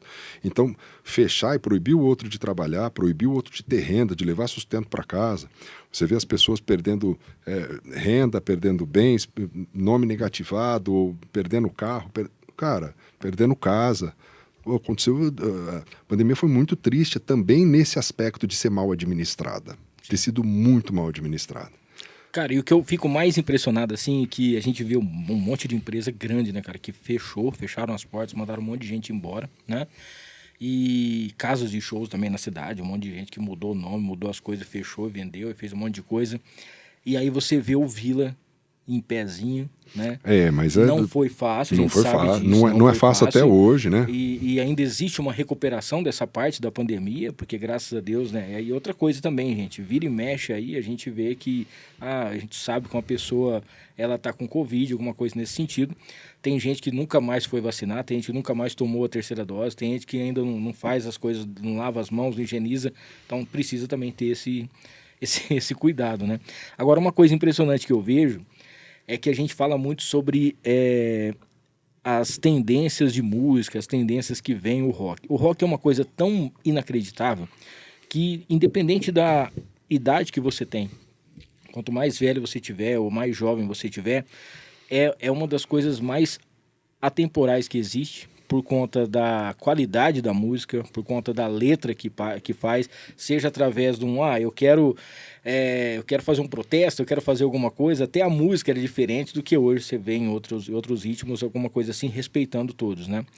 Mas o que a gente poderia dizer, Zanin, assim, pra galera que muita gente falava que o rádio ia acabar, por exemplo, e que não vai. O rádio deu uma aperfeiçoada, o rádio virou, vamos supor assim, TV com câmeras, com um monte de coisa e continua. O que a gente poderia falar para essa galera que curte rock, gosta de rock e que ainda tem essa esperança, né? De às vezes, ou seja um rock nacional que talvez não vai ser mais o que era antes, mas que ainda se agarra no rock internacional, alguma coisa assim. Hamilton, eu acho que é parte da mudança de toda a sociedade. Talvez, por exemplo, se a gente for pegar assim, mesmo dentro do próprio rock, se você for lá para os anos 50, né? Naquela fusão do blues pro country americano, que vai começar a surgir o rockabilly, né? Quando você pega ali Chuck Berry, Jerry Lee Lewis, né? E na hora que você entra no início dos anos 60, mesmo eu acho muito curioso quando você pega as duas fases dos Beatles, né? Aquela fase do iê e depois aquela fase lisérgica deles ali, né? Você já começa a ter muitas transformações. Então, se você sai de uma estrutura de rock que vai se ramificar, ela continua a se ramificar, né? Então, mesmo quando você fala assim, será que foi o Black Sabbath, o Purple, que são precursores do metal, né? Porque aí o metal vai surgir depois de alguns álbuns ali do Sabbath, que falaram, isso é uma referência. Mas continua a ramificar. O problema é que tem gente que ainda está preso lá nos anos 70 e não quer sair. Né? No vinilzão. E eu falo que o roqueiro é o maior inimigo do rock. Porque para ele só existe aquilo que ele aprendeu como bom e ele não vai gostar de mais nada. Tem muita coisa boa que é diferente daquela época. Assim como os anos 50 foram diferentes do início dos 60, o início dos 60 é diferente do final dos 60. Os anos 70, então, ramifica ainda mais, porque aí vem a disco, aí vem o punk, né? Depois vem o pós-punk, e aí, na hora que você olha para tudo aquilo, você fala, cara, a coisa vai abrindo, né? De uma forma, né? Quando você pega, por exemplo, Daft Punk, né? Você faz um som, você fala, cara, isso aqui remete muito a disco dos anos 70, né? Sim. Então, você olha para aquilo. Na hora que você olha Bruno Mars, que ele até imita Michael Jackson de vez em quando, né? Aquela coisa pop, exagerada, mas que cabe, né? Mas a base é lá de trás. Que a base é lá de trás. Né? E são releituras. Da mesma forma que você pegar, tem álbuns do Led Zeppelin, que são releituras do blues lá atrás. Né? Então, é aquela coisa do recicla, né? E mesmo hoje em dia, né? Eu gosto muito de Imagine Dragons. É a primeira vez que eu pedi para uma banda que falou, cara, eu queria que vocês tocassem 2 músicas do Imagine Dragons. De vez em quando eu faço uns pedidos, falo, não, a gente vai tocar, ninguém vai cantar isso aí. Hoje em dia tá todas as bandas tirando Imagine Dragons. Né? Eu falei assim, é uma banda que tem uma expressão, tem umas 4 ou 5 músicas aí que já são hits globais, né? Ou então você fala, cara, 21 Pilots, fui ver o 21 Pilots no Lollapalooza. Eu falei, puta, show sensacional. Som diferente, já mistura um pouco de rap, já mistura um pouco de moderno, já mistura um pouco de... Fala, porra, não vai... Não, mesmo assim, o Greta Van Fleet, eu acho que são muito injustiçados, né? Porque eles bebem muito do Led Zeppelin, né? E a galera fala, mas isso é um cover, Cara, mas você pensar que são meninos ali que são muito jovens, né, cara? E fazem muita coisa boa, né? Teve uma banda que eu vi no Lollapalooza chamada The Struts. Eles vieram de última hora para substituir alguém que falhou de última hora. Puta som espetacular, assim, a presença de palco, muito legal, aquela batida seca do rock, assim, fala, porra, quanta coisa legal. Mas o que acontece que eu acho é que tudo pulverizou demais, Hamilton, né? Que nem assim, e essa geração da rede social, a galera, vamos colocar aí que tem menos de 30 anos, né? É que perdeu muita gente, né? Desde o Linkin Park, uma galera que tentava mudar. Sim, mas e foi perdendo essa nós galera. estamos em 2024. Vou pegar Sim. o cara que nasceu em 94, né? Então, a infância dele foi na virada do milênio, né? E a adolescência dele foi perto de 2010. Né? Nessa época, você fala assim, ó, cara, já era tudo digital. Sim. Né? Já era MP3, já era iPod, já era... então, não é... Assim, a geração que é um pouco mais antiga, você comprava um CD, você queria ouvir o CD inteiro. Você comprava... Ou, às vezes você não queria, mas você ouvia aquela música que você gostava, de repente entrava na segunda e falava, não, já tô gostando dessa também. Você ia ouvindo. E aí você queria conhecer o artista, você queria conhecer a proposta do álbum. Enjoava do lado A, você ia pro lado B. Não, hoje em dia, cara, é impressionante, né? Tem uma música que estoura no TikTok agora, o mês que vem você não conhece mais. É tudo... o Bauman falava que era líquido, né? Esses dias eu ouvi uma professora trabalhar com não é mais líquido não, é tudo gasoso. E o que eu acho mais engraçado é que você monta a sua playlist no Spotify e você mesmo pula as músicas. Não é? É sua playlist, aí você pega e fala assim, não, essa aqui não, deixa eu pular ela. Exatamente. Nossa senhora, eu falei, meu Deus do céu, não dá mais, né? Cara, mas é que teve muita gente que vem de uma geração que a galera foi assim... morrendo, a banda acabando e tal, e achava que só tinha aquela banda, que só tinha, e não foi ouvir coisa diferente, né? Ou não aceitava ouvir coisa diferente, não se permitiu ouvir outros sons diferentes, né? E outras bandas, no caso. E aí ficou meio que amarrada, e aí hoje curte outras coisas, é claro, ouve outras coisas, mas ainda continua aquela banda, continua aquele carinho. Eu tenho a sensação que assim, as pessoas elas são muito nostálgicas, né? Sim. Então elas se prendem a uma fase boa da vida delas. E aí, por exemplo, você vê isso, por exemplo, assim, ó. Futebol era bom naquela época que eu assistia. Você pode perguntar isso para um cara de 40, de 60 e de 80, cada um vai falar uma fase diferente. Tá? A música era boa naquela época que tinha essas bandas. Né? Ou então, os filmes eram legais naquela época. Então, assim, ó, existe uma parte das experiências que são muito pessoais, que são muito, né? Que são muito particulares, assim. E eu acho que eu tento, né, me permitir, eu faço questão, assim, eu falo para minha esposa, eu falo assim, ó, sai a lista do Oscar, né, eu falo, vou assistir todos os indicados a melhor filme, melhor roteiro, quero ver tudo, ver quase tudo. Mas é porque, eu falo assim, eu quero ver, eu quero entender o que é esse cinema coreano, eu quero entender o que é esse cinema desse lugar, daquele lugar. Né, morro de inveja do filme da Argentina, acho o Ricardo Darín um dos atores mais fantásticos que tem, né? Gosto do cinema brasileiro, mas é muito curioso, assim, a gente precisa se permitir, né, conhecer coisas novas, né? A gente, da mesma forma que na música também, né? Tem que ouvir coisas novas. Eu tenho uma filha de 11 e uma de 15, né? Aí esses tempos atrás teve show da Taylor, né? Não, pai, você tem que ouvir Taylor, você tem que ouvir Taylor. Eu falei, eu conheço umas 2, 3 aí que toca na rádio toda hora. Não, mas você tem que ouvir essa, você tem que ouvir aquela. E eu acho que é meio que natural. Você não precisa gostar de tudo, né? Você não é obrigado vou ter que gostar de... Não é gostar, mas eu acho que você tem que entender. E eu acho que você tem... Esses dias eu estava tendo um show, eu vi um vídeo de uma banda de metal nos Estados Unidos que falou, ontem teve show da Taylor Swift aqui, né? A galera começou a falar, não. Né? Tem que aplaudir uma artista do pop que vem e toca de verdade. Que ela vem e ela toca. Né? Ela não fez playback, ela não fez não sei o quê, ela veio aqui, tocou, cantou, canta bem, toca bem. A galera ficou meio assim, né? Porque já tava querendo malhar. Não, e é um fenômeno, cara, que ela tá batendo recordes que era do Michael Jackson, cara. É um negócio meio impressionante. Mas se tem uma coisa que a pandemia trouxe também, foi que assim, como tudo parou, então, por exemplo, assim, novela, filmes, gravações, tudo pararam, começaram a reprisar bastante coisa. E sempre um filme tem uma trilha sonora antiga, tem alguma coisa nesse sentido. Por exemplo, lá na rádio a gente faz um TBT lá, ou Classic Music mesmo, que a gente rola, eu faço à noite e o Darcy faz no domingo. Cara, a gente praticamente não toca música, o pessoal só pede, a gente coloca aquilo que o pessoal gosta, né?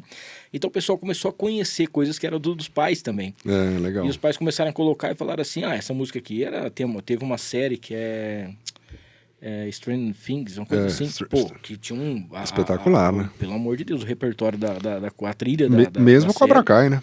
Cobra Kai, que traz outro também. Um monte de rock farofa dos anos 80 lá.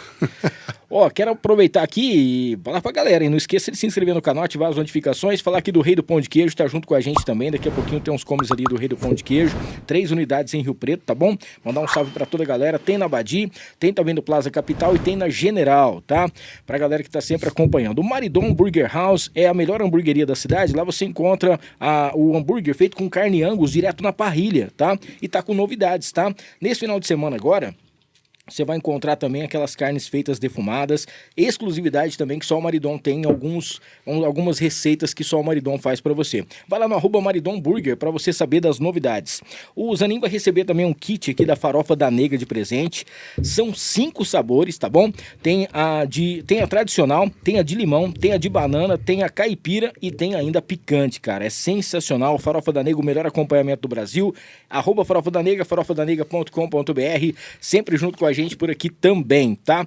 Agradecer também ao Rogério Simão, arte finalista, tá sempre junto com a gente, apresentando aqui, fazendo as nossas artes. Um abraço ao Rogério, sempre junto com a gente por aqui. E a Ana Campos, tá? Consórcio e consultoria, ela que é representante do Consórcio União, é a especialista número 1 em consórcio e alavancagem de patrimônio. Teve com a gente recentemente aqui, bateu um papo muito bacana. Então, para você que quer fazer o seu consórcio contemplado até a quarta parcela, isso em contrato, tá? Para não ter problema, para você não cair em golpe, procure Ana Campos aí, @Ana Campos Consultoria nas redes sociais, tá bom? Daqui a pouquinho a gente vem com a última parte aqui dos patrocinadores. A gente abriu aqui umas caixinhas de pergunta pra galera poder mandar antes da gente falar sobre os prêmios aqui que o Vila recebeu. A melhor cervejaria do estado é a 8ª do país. A galera que participou com a gente mandou um recadinho aqui e fez a sua pergunta também. Bora lá então. Tava perguntando pra você qual que seria a banda do sonho pra tocar no Vila.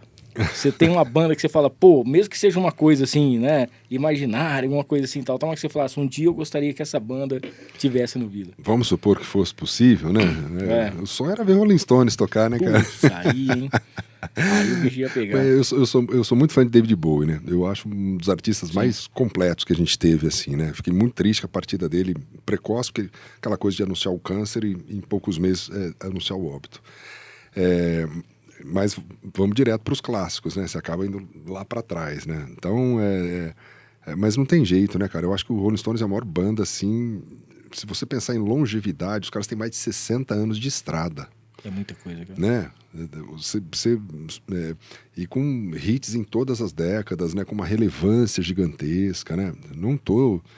desmerecendo outras bandas, eu sei que os fãs de Beatles ficam chateados comigo, né? Pelo amor de Deus, eu acho que eles estão até em posições diferentes, apesar de serem contemporâneos, mas eu acho que é uma das referências mais marcantes assim, de todos os tempos. Muito bem. Quantas vezes você já ouviu Toca Raul no Vila? Rapaz, isso aqui é campeão também. Não, e tem uma lenda de que eu não gosto de Raul, e não é verdade, né? Que a gente não, na época, eu falei, não, vamos priorizar isso e aquilo. E aí, mas as bandas sempre tocam Raul, volta e meia tocam Raul e tudo mais, né?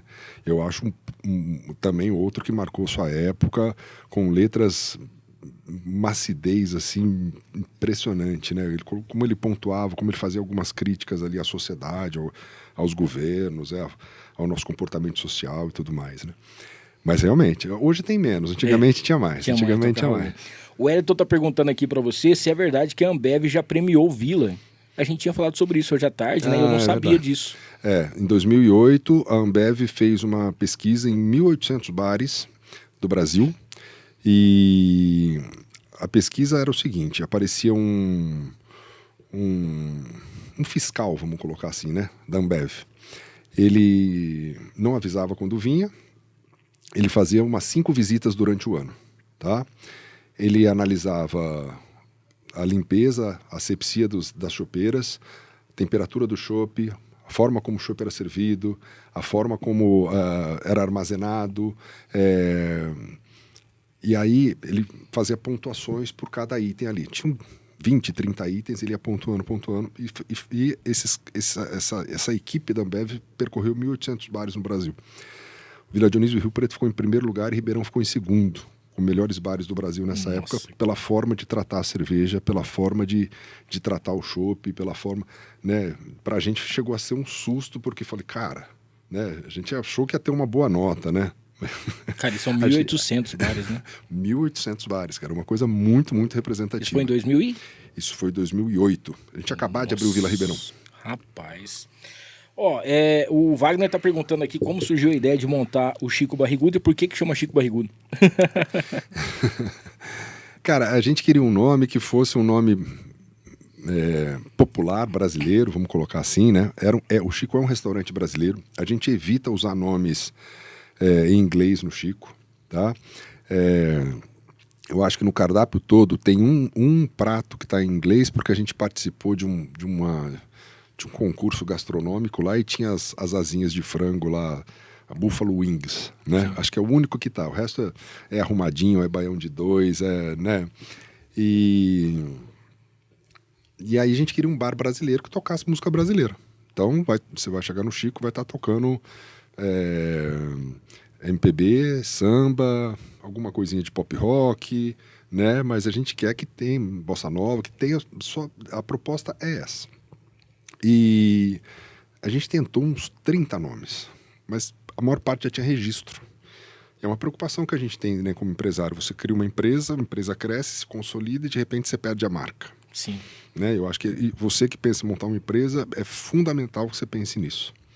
Então você tem um site lá do INPI, né, que é um site do governo, e você faz uma pesquisa ali a respeito dos nomes que já tem. Vamos pôr isso, já tem. Personagem de livro, já tem. Nome de não sei o que, já tem. E o Weber, que é um dos nossos sócios, ele falou assim, cara, e Chico Barrigudo? Que tinha aquela brincadeira que os avós faziam com a gente, né? Viva eu, viva tudo, viva o Chico Barrigudo, não sei o que, né? E falar, já tem, certeza que tem. Pô, não tem. E pô, não tinha, não tem. Cara, pô, não tem. E não tinha. Eu falei, então põe. As pessoas acham que existe algum Chico. A gente até colocou algumas fotos de Chicos famosos ali no Chico Barrigudo, né? Então tem lá, né? Chico Serra, Chico Lande, Chico Xavier, Papa Francisco, nem foto de referência, mas o Chico Barrigudo não tava. O Rodrigo tá aqui, o Rodrigo Braida. Gostaria que o Zanin citasse suas 3 bandas nacionais preferidas. É difícil, hein? Eu gosto, assim, por uma questão histórica, por uma questão muito afetiva, é Barão Vermelho, tá? Pelo Cazuza, porque eu era apaixonado pelas letras do Cazuza, mesmo o comportamento dele, que é questionável, ou que é, né? Mas eu acho que é um poeta importantíssimo. Eu acho que o Cazuza e o Renato Russo são os 2 poetas dos anos 80 no Brasil, né? Então fui ver vários shows deles, né? Então tive o prazer de ter o Rodrigo Santos, né, e o Fer Magalhães, baixista, guitarrista do Barão, tocando no Vila várias vezes, que eles vieram... A época que o Fer já saiu, né, desmontou, e eles vinham tocar aqui. Eu vi aqueles caras, falei, puta que pariu, né, cara? Esses caras tocaram em Rock in Rio, esses caras tocam todas as músicas que eu gosto, né? Então eu acho que é a banda que foi mais expressiva, vamos colocar assim. Mas eu tenho uma adoração por Mutantes, né, que eu acho que é precursora de muita coisa, experimentou muita coisa, né? Eu acho que talvez seja a banda brasileira, fora o Sepultura do lado do metal, mas o Mutantes é a banda brasileira de maior projeção, assim, e depois do seu tempo. Muita gente conheceu o Mutantes depois que o Mutantes acabou. Né? E o bom é que, assim, acabou, mas cada um foi fazer uma coisa e depois teve o seu destaque também, né? Na Rita Lee é um monstro, né, cara? Uma coisa monstruosa, assim. Então, são coisas que eu gosto. E a terceira são todas as outras, vamos colocar compilado aqui. A Ricela tá mandando um abraço aqui também, falando que eu quase tenho uma carteirinha lá do Vila, já perdi, inclusive já pedi Raul. O Marcelo tá aqui, é um grande Zanin, professor do Alternativo, criador do Rock em Rio Preto, e hoje é colega de profissão, excelente profissional, Marcelo Paladino. Marcelo, legal. Um abraço para você. O Giovanni tá perguntando se você pode contar a história da cerveja Ingrid. Aí, isso é uma sacanagem. Tá vendo só? Na verdade é o seguinte, né? Tem alguns estilos de cerveja, por exemplo, a primeira cerveja que a gente fez de forma comercial, porque a gente começou a produzir cerveja em 2008 na panela. Sim. A gente acabou de abrir o Vila Ribeirão. O Marcelo Carneiro, que era dono da Colorado na época, ele chamou alguns donos de bares, algumas pessoas, para participar de uma produção de cerveja em panela. Panela mesmo, panelão, 40 litros, 50 litros. Aí eu olhei e falei, isso aí não vai dar nada. Isso aí, acha que isso aí vai ficar bom? E ele chamou um cervejeiro, que na época era um professor de engenharia da Universidade Federal do Rio de Janeiro, chamado Leonardo Boto. E o Boto, o hobby dele era fazer cerveja artesanal. Tanto é que ele não é mais professor da faculdade. Só trabalha com cerveja. Trabalha com cerveja. Hoje ele trabalha na Secretaria de Turismo do Rio de Janeiro também. Pessoa também incrível no mundo da cerveja no Brasil. Marcelo Carneiro, que foi dono da Colorado, que criou a Colorado, também é uma pessoa absurdamente incrível na história cervejeira desse país. E aí, a gente começou a fazer cerveja na panela e a gente dava treinamento para os garçons e barmans. Mostrava o malte, moía o malte, mostrava como é que era o malte moído, colocava na panela, né? Tinha que respeitar as temperaturas do cozimento, né? Filtrava, levava para fervura. Ó, é agora que vai adicionar o lúpulo. Adicionava o lúpulo. Olha o cheiro do lúpulo, que legal, tal. Agora tem que resfriar, né? Para colocar a levedura. Aí você resfria, manda para o tanque, coloca a levedura, vai ficar uma semana fermentando. Depois nós vamos levar para a câmara fria, vai ficar 20 dias na câmara fria, maturando, decantando. Aí a gente vai colocar no barril, força a carbonatação dela ali, né? E tem a produção de cerveja. Aí a gente fazia essas cervejas com os garçons, depois tomava com eles. Então eles acompanhavam todo o processo, né? Então era algo que era muito bacana, assim, muito lúdico, né? E a primeira cerveja que a gente fez de forma comercial foi em 2014, a gente fez uma produção lá na Invicta, né? Falou, não, essa ficou tão boa que nós vamos produzir comercialmente. Chama Decennial, que era a comemoração dos 10 anos do Vila. Vamos lançar outra agora, chama-se 20. Ó. Uma surpresa que tem por aí. Spoiler, hein? Spoiler. E aí, né, na época, a moda era American Pale Ale, que eram cervejas semelhantes à IPA, um pouco mais clara, mas com lúpulos muito cítricos. Então, você abre a cerveja, vinha maracujá, vinha pêssego, vinham aromas assim, que eram do próprio lúpulo. Sim. E aí depois a gente foi lançar, teve uma fase que chamava de New England, né? New England IPA. Então virou NEIPA, né? Ela falou assim, olha, e aí a gente falou, não, a gente tem que guardar essa cerveja aí que nós vamos lançar, né? Essa aí. E aí a gente tinha uma funcionária que trabalhava com a gente, eu não vou falar o cargo, senão o pessoal vai saber quem é, mas ela falou assim, ó, aquela New England, Ingrid que você colocou ali. Não era de English, era de Ingrid. E aí, a gente começou a rir, teve uma crise, você acabou de batizar a cerveja, vai chamar Ingrid. Pronto. Simples assim, entendeu? Deixou desse jeito. Pô, show de bola. Ô Zanin, bom, chegou aquela parte da gente falar agora sobre esse monte de prêmio, né, cara, que o Vila recebeu, porque a gente tava falando o seguinte, hoje o Vila, ele tem quantos rótulos? Nós temos 12 rótulos que são fixos. Sim. Mas a gente faz mais de 30 cervejas diferentes por ano. Tá. Então tem cerveja que eu faço uma vez só, tá? Ó, vou fazer sazonal. Algumas dessas que às vezes eu faço como sazonal, eu vou contar um caso para você. Manda aí. Copa do Mundo 2018 na Rússia, tá? Copa do Mundo 2018 na Rússia, fica aquela atmosfera, vai fazer alguma coisa diferente, todo mundo já tá vendendo Moscow Mule, né, que era o drink do momento e tal. Eu falei, eu vou fazer uma cerveja, eu vou fazer uma Session IPA, que é uma IPA menos alcoólica, mais leve, para você tomar bastante. Vou pôr como ela vai ficar um pouco mais vermelhinha, praça vermelha, Moscow IPA. Fazer um lote, 1.000 litros. A cerveja era para durar a Copa inteira. No 5º dia da Copa acabou. Tá vendo? E você não consegue produzir para o resto da Copa, porque demora 20 dias para ficar pronta lá. O segundo lote ficou pronto, a Copa tinha acabado. Nossa, velho. Mas ela foi um fenômeno, ela é a segunda cerveja mais vendida nossa. A primeira é a Munique, a segunda é a Moscou. Ela foi um fenômeno de venda e de admiração do público, que falou, cara, cadê a Moscou? Cadê a Moscou? Cadê a Moscou? E aí eu falei, cara, eu vou ter que fazer. Era para ser um lote só para comemorar a Copa e ela entrou permanente no cardápio, roubou o lugar de todo mundo, pulou lá, briga com a Munique para ver qual que é mais vendida do mês. Então é algo muito particular assim. Mas a gente tem cervejas que às vezes a gente faz, né? A Cajá, por exemplo, eu faço só nessa época do ano. Ela ganhou 2 medalhas ano passado, ganhou uma medalha esse ano. É uma eu faço uma base de cerveja, onde depois eu misturo o cajá com ela, né? No final da fermentação e depois um pouquinho no começo da maturação. E aí, eu trouxe ela, daqui a pouco a gente toma ela. Porque é uma coisa que eu acho que a gente tem que agregar também mais valores brasileiros. Não adianta também ficar só copiando a Guinness, copiando a cerveja alemã. Essa que a gente está tomando agora, que é a segunda que a gente abriu, é uma cerveja tcheca. É uma Pilsen tcheca, ela é mais amarga que a primeira, né? Mas você vê que assim, ó,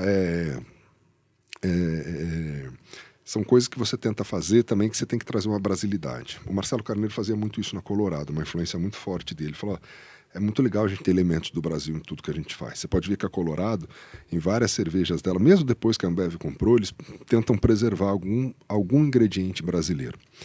É que assim, como a gente tem uma escala pequena, a gente consegue dar uma dimensão forte, inclusive no produto brasileiro. A cajá parece um suco de cajá, tamanha força que a fruta tem dentro da proposta como fruit beer. Mas você fala assim, ó, mas é cerveja? É cerveja. Eu fiz uma cerveja e coloquei 7, 8% de extrato de cajá, polpa natural, no processo de produção. Mas é uma cerveja. Aliás, a base dela é puro malte. Só não posso vender com puro malte porque eu pus o cajá. Sim. Entendeu? Já não é mais puro. Ô Zanin, não sei se tá nomes não, mas teve alguma que você fez, assim, que vocês já tiveram pronto, você falou assim, essa vai ser um sucesso e não agradou a galera? Ou igual outra que você falou assim, essa aqui vamos tentar arriscar e foi um sucesso total? O nosso erro é menor, Hamilton, porque como a gente já vendia cervejas no bar antes, você sabe o paladar da galera. Paladar da galera. Então, por exemplo, assim, eu sei que as cervejas mais escuras, em geral, têm mais rejeição. Né? Então, assim, ó, você pode ver que se você citou a Guinness no começo do programa, né? Você oferece a Guinness para uma pessoa que só toma Pilsen, ela fala, nossa, a cerveja é muito forte, essa cerveja é muito amarga. Pô, é uma cerveja de 4% de álcool. Ela tem menos álcool. É uma cerveja que a FG dela, que é o açúcar final dela, é baixo. Por isso que o amargor também aparece tanto. Então, ela é uma cerveja até... o pessoal fala, mas o pessoal não toma isso aqui o dia inteiro. Eu falei, toma. Lá na Irlanda, toma isso aqui o dia inteiro. E se você começar a tomar isso aqui, você vai tomar isso aqui o dia inteiro e vai ficar com raiva que você não tomou antes. Então são coisas que... Às vezes a pessoa, ela chega, a cor, alguma coisa assim, a pessoa se assusta, né? Experimenta e às vezes ela nem sentiu o gosto. E ela fala, não gostei, que era outra mesmo. Muda isso aqui. Bom, e vocês foram para esse campeonato agora com quantos rótulos? Com todos os rótulos? Não, fomos com 23, 24 rótulos.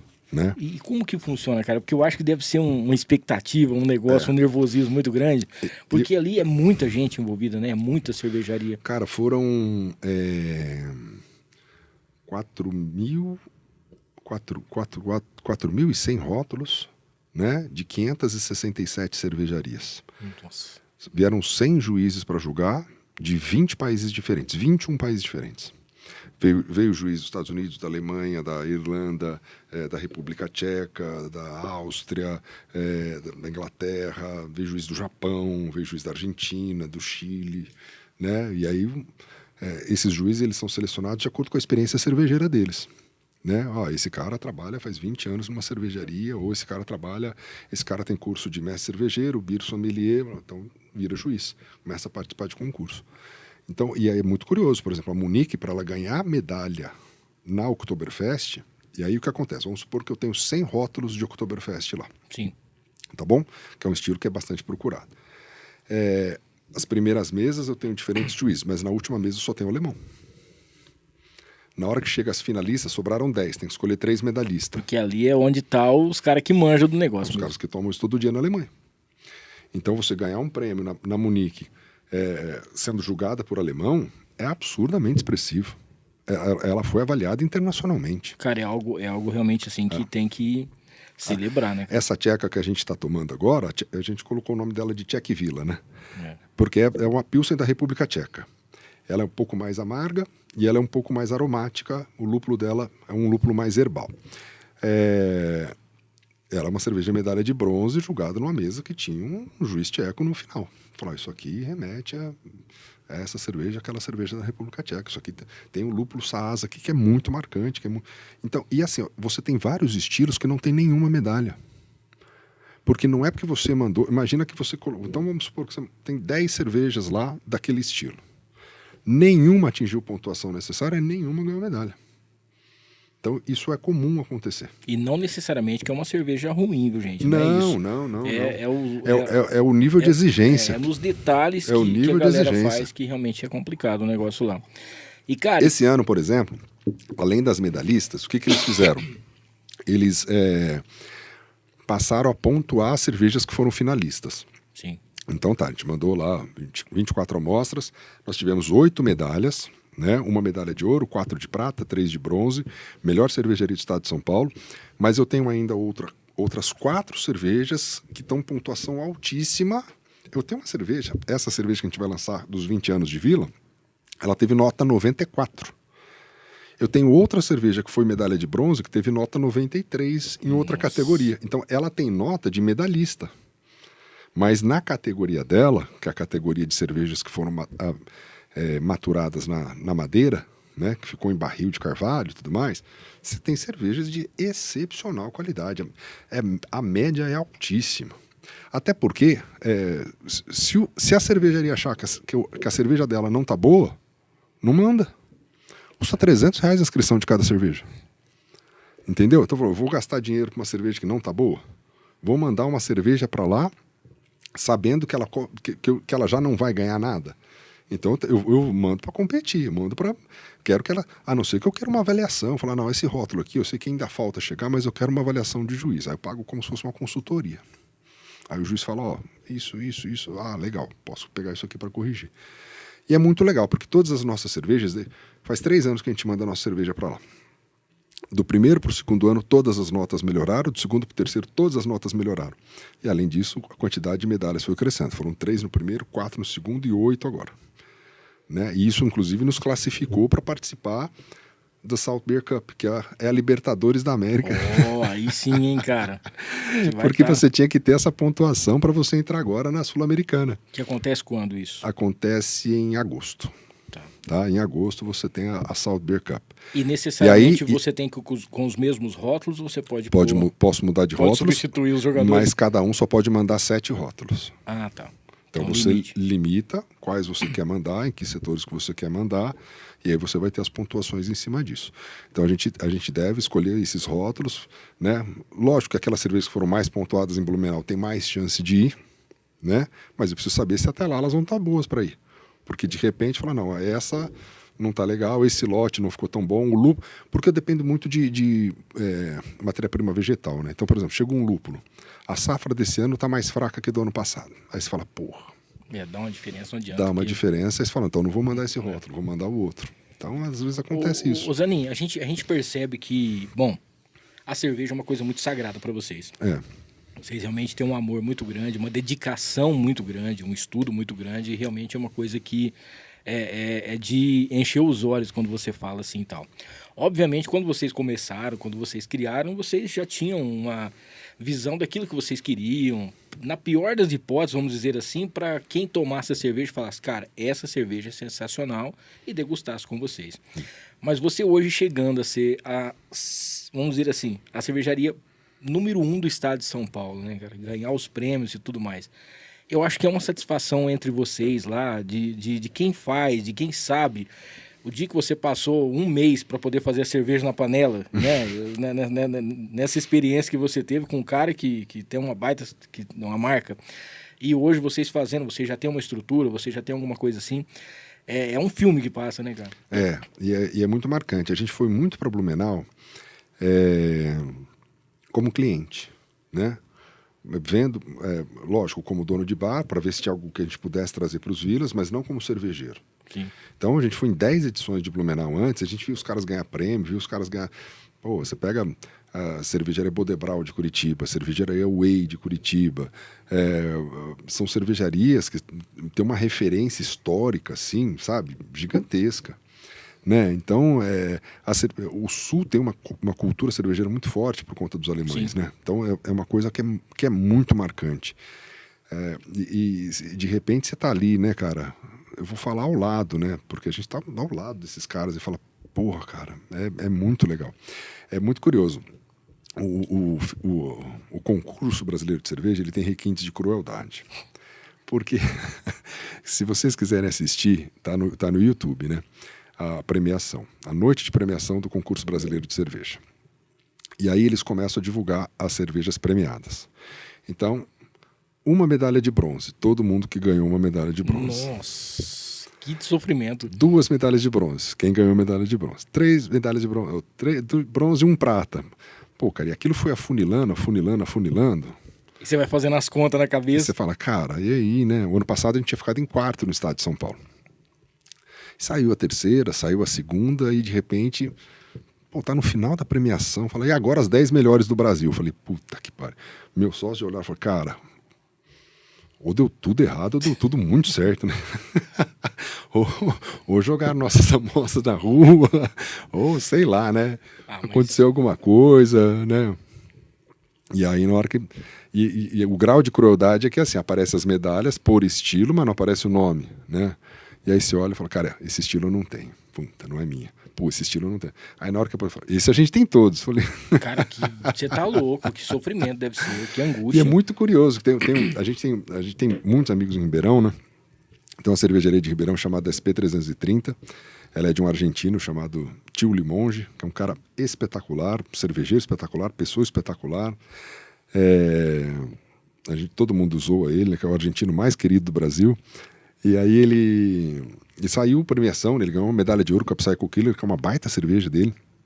E a gente gritou, falou, pessoal de volta, parabéns. Eu falei, não é nossa, é de um amigo nosso. É a torcida, porque você sabe que a cerveja do cara é, né? E aí na hora que saiu o nosso, a gente não conseguiu gritar muito, a gente gritou e se abraçou e ficou chorando. Falei, puta que pariu, não acredito nisso, né? Então foi uma descarga, assim, de emoção que foi muito forte, né, cara? E isso foi muito, muito marcante, assim, pra gente. Por outro lado, né, só aumenta a cobrança, né? Vamos participar Vamos participar ano que vem, né? Vamos. Tá, vai participar onde? Vai para qual estilo? O que nós vamos fazer? Como é que estão as matérias-primas desse ano?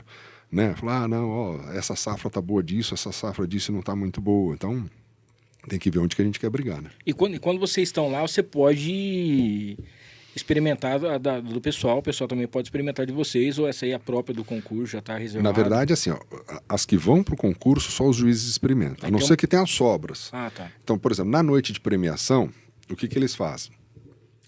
Os juízes experimentaram e escolheram as cervejas. Sobrou um tanto das cervejas que foram mandadas para o festival. Isso fica liberado para o pessoal que participou do concurso. Fala, quer essa. Tá ali liberado. Você toma muita coisa boa, mas você toma muita coisa ruim também. Você fala, tem coisas que você fala, caraca, essa cerveja não ganhou medalha, né? Do outro lado você fala, pô, como é que o cara mandou uma cerveja dessa pro festival? Entendeu? Então tem de tudo isso, né?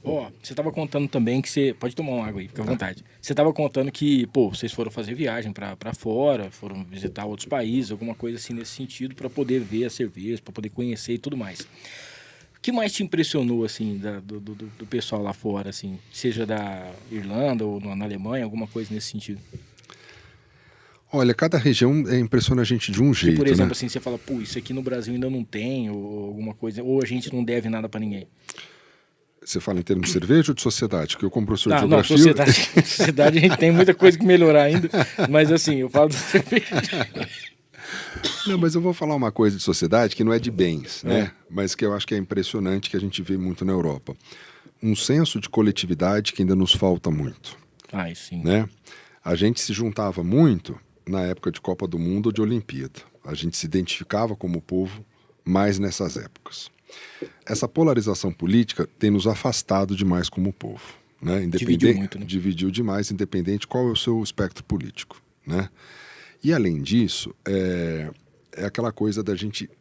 Você vai para Portugal, você vai para Espanha, para Alemanha, para Áustria, para Itália, para França. A primeira coisa que é importante é o coletivo, né? O transporte público tem que funcionar, né? E tem que funcionar, né? Então, as atividades públicas, os museus, as praças, os eventos de cultura, eles têm que funcionar. Eles têm que ser amplos, eles têm que ser, né, assim, Então, são coisas que no Brasil a gente discute ainda, se a cultura deve ser como, sabe? São coisas que acho que a gente se perde nessa polarização, sabe? A gente se enfraquece como país. Não acho que a gente vai ficar mais forte se um dos lados ganhar, nem esse lado, nem o outro lado. A gente só se enfraquece.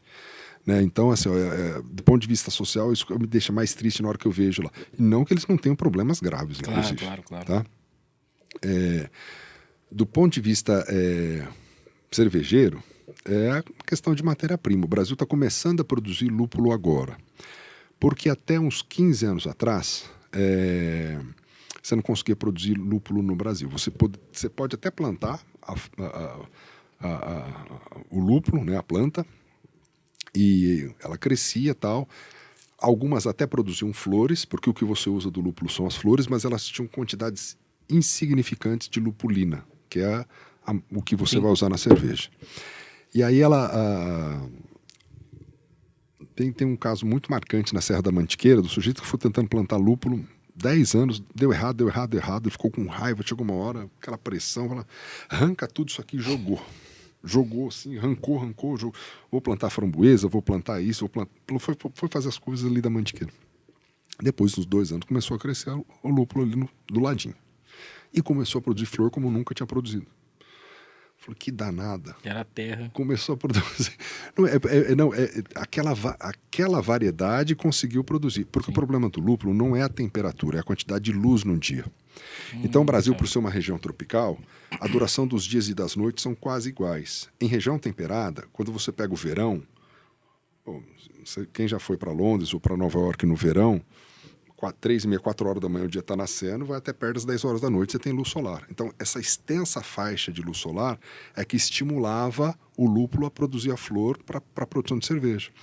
Então, você tem produção de lúpulo de grande quantidade na Argentina, nos Estados Unidos, no Canadá, na República Tcheca, Alemanha, Irlanda, Inglaterra, mas no Brasil você não tinha. E agora a gente começou a ter.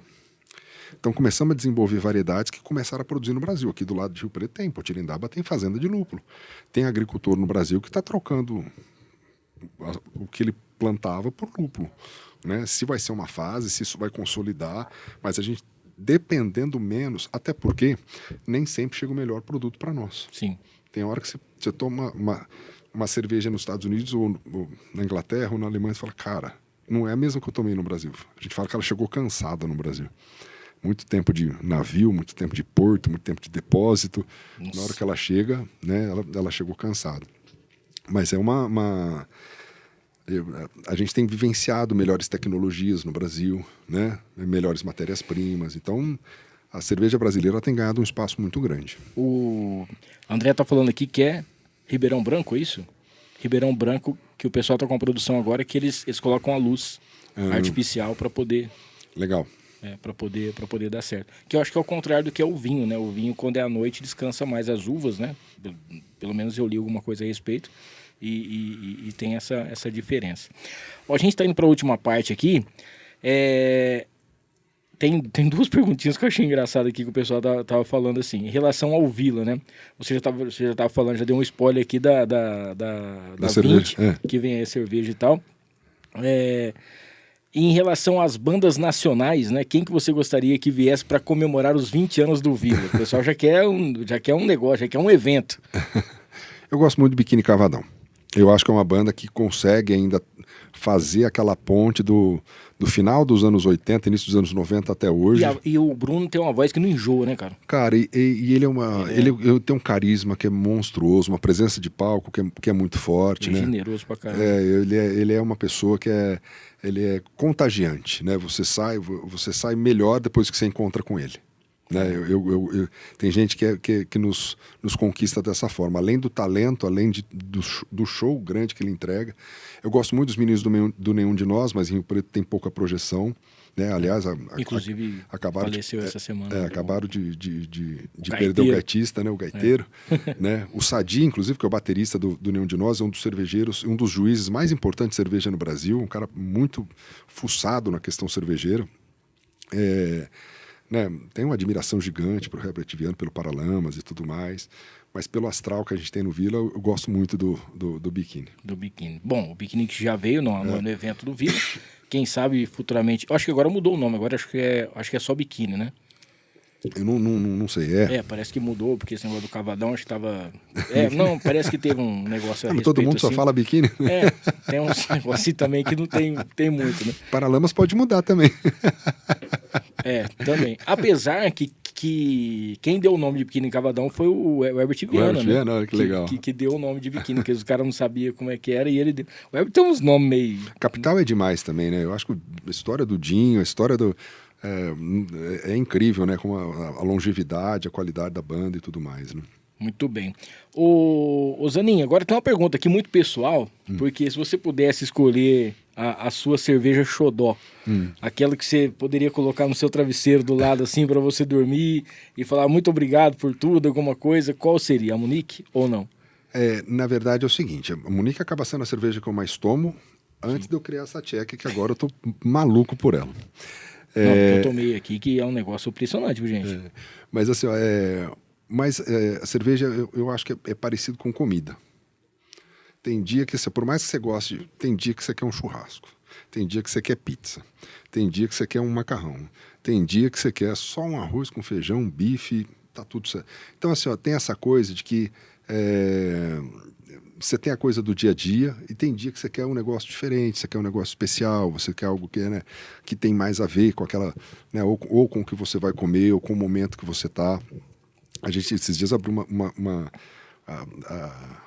a nossa cerveja medalha de ouro esse ano, a Cupuaçu, a gente mandou a amostra para ela para o festival, mas a gente está acabando de preparar ela para lançar. Ela não foi lançada ainda para o público, mas ela vai ter só 600 garrafas, que foi a produção limitada dela. Então, atenção aí. É uma cerveja que demorou 10 meses para ficar pronta, porque além da fermentação natural com Saccharomyces, que é a levedura de todas as cervejas aí, né, da maior parte da cerveja, depois ela teve a adição de Brettanomyces, que é uma levedura que vai trazer uma acidez e uma complexidade muito marcante. O tomador de Pilsen, se tomar ela, com a expectativa de Pilsen, não vai gostar. Não vai ter. Né? Mas é uma cerveja muito, muito complexa, muito, muito bacana. Ela teve pontuação 99. As maiores as pontuações desse ano eram 0 a 100. Nenhuma cerveja tirou 100, né? E você tem 10, 12 cervejas no festival inteiro que tiraram 99. Uma delas é a nossa. E ela é muito especial também. Mas assim, é que a Munique no dia a dia, as lagers no dia a dia, elas acabam sendo até um pouco mais fáceis. Ou uma Session IPA como a Moscow IPA, por exemplo. Né? Então, se um dia eu tô querendo aquele amargor, eu vou nas IPAs que já sei o que eu vou encontrar. Né? O dia que eu quero que o malte seja mais protagonista, como é o caso da Munique aí, eu falo, é por aqui que eu vou ficar. Ô, Zanin, tinha passado uma coisa aqui que eu queria te falar, que eu acho sensacional, é o fato de o Chico tá no Mercadão de Rio Preto, né, cara? Porque a gente vai, por exemplo, você vai fazer uma visita a São Paulo, você tem os bares, você tem as coisas dos bares, assim, você conhece a cidade e tal. E aí você conhece um pouquinho sobre o que tem no Vila, uma cerveja diferenciada, alguma coisa assim. E eu acho que foi uma sacada muito bacana. Eu acho que não deve ser fácil, né, ter um espaço ali. Pô, isso foi sensacional, cara, porque... Hamilton, assim, foi uma... Imagina, né? Eu gosto de falar que eu sou de Rio Preto, né? Eu sou apaixonado por Rio Preto. Quando a gente é adolescente, tá pensando em prestar vestibular, entrar na faculdade, a maior parte dos meus amigos falaram, eu quero sair daqui, quero ir para outra cidade, não aguento Rio Preto, não sei o quê. Eu falei, cara, eu adoro Rio Preto, tem um monte de coisa mesmo que falta, na época, então, faltava muito, no início dos anos 90, né? Eu falei, mas eu acho que tudo isso que falta é a gente que vai construir, eu falava para eles. Provavelmente. Porque são espaços que tem para a gente aproveitar ainda, né? Para a gente poder desenvolver coisas. Então, é aquela coisa que, quando teve a revitalização do Mercadão e tinham várias lojas ali, a gente começou a paquerar o Mercadão, né? Será que dá? Será que não dá? Como que vai ser? Né? E a licitação, né? Então, abre a licitação, você faz uma proposta, você não sabe se você vai, né, ganhar. O lote mínimo ali, inclusive, acho que era 27, 28 mil reais. Nós mandamos um lote de 80. Mandamos uma proposta de 80. O segundo mandou de 27. Se eu soubesse que o segundo ia mandar de 27, eu tinha mandado o meu de 28. 27,500. Então, é licitação pública, né? Então você não sabe. E ainda assim tinha rumores que, não sei quem vai entrar, tal. Teve, acho que 6 propostas por aquele ponto, e a gente acabou apresentando os documentos certos e a proposta financeiramente melhor para a prefeitura. Então, foi algo que pra gente foi muito legal, né? E a gente sabia que tinha que ser o Chico ali, era a cara de uma choperia igual o Chico, Não, né? é sensacional, uma coisa cara. que é muito legal, né? Então a gente fica muito feliz de poder participar, de poder contribuir, de devolver, e ao mesmo tempo, né? É algo que é muito legal, a gente gosta muito da ideia. É uma cerveja de Rio Preto num lugar histórico da cidade, né, cara? Então combina bem. Bom, e eu queria também falar sobre a questão do Chico. O pessoal estava perguntando aqui, como que tá o grupo hoje, né? São quantas empresas que gera em relação ao Chico, o Vila, tem mais empresas envolvidas? São quantas unidades em todos? Nós temos o Vila Dionísio Rio Preto está com 20 anos, o Vila Dionísio Ribeirão está com 16, o Chico Barrigudo ali perto dos Damas vai fazer 8 anos agora. A gente tem uma cozinha central que produz os bolinhos, as coxinhas, que porciona as coisas, que vai para cada... Né? Essa também existe há 6, 7 anos. E a gente tem uma empresa de eventos, porque para a gente poder fazer evento, a gente teve que abrir uma empresa de eventos, Sim. chamada Tá Tudo Bem. Tá Tudo Bem. E aí, nesse pós-pandemia, veio o Chico do Mercadão, veio o Chico do Plaza agora no final do ano. Sim. Foi uma proposta que o Kedson fez para a gente, naquela área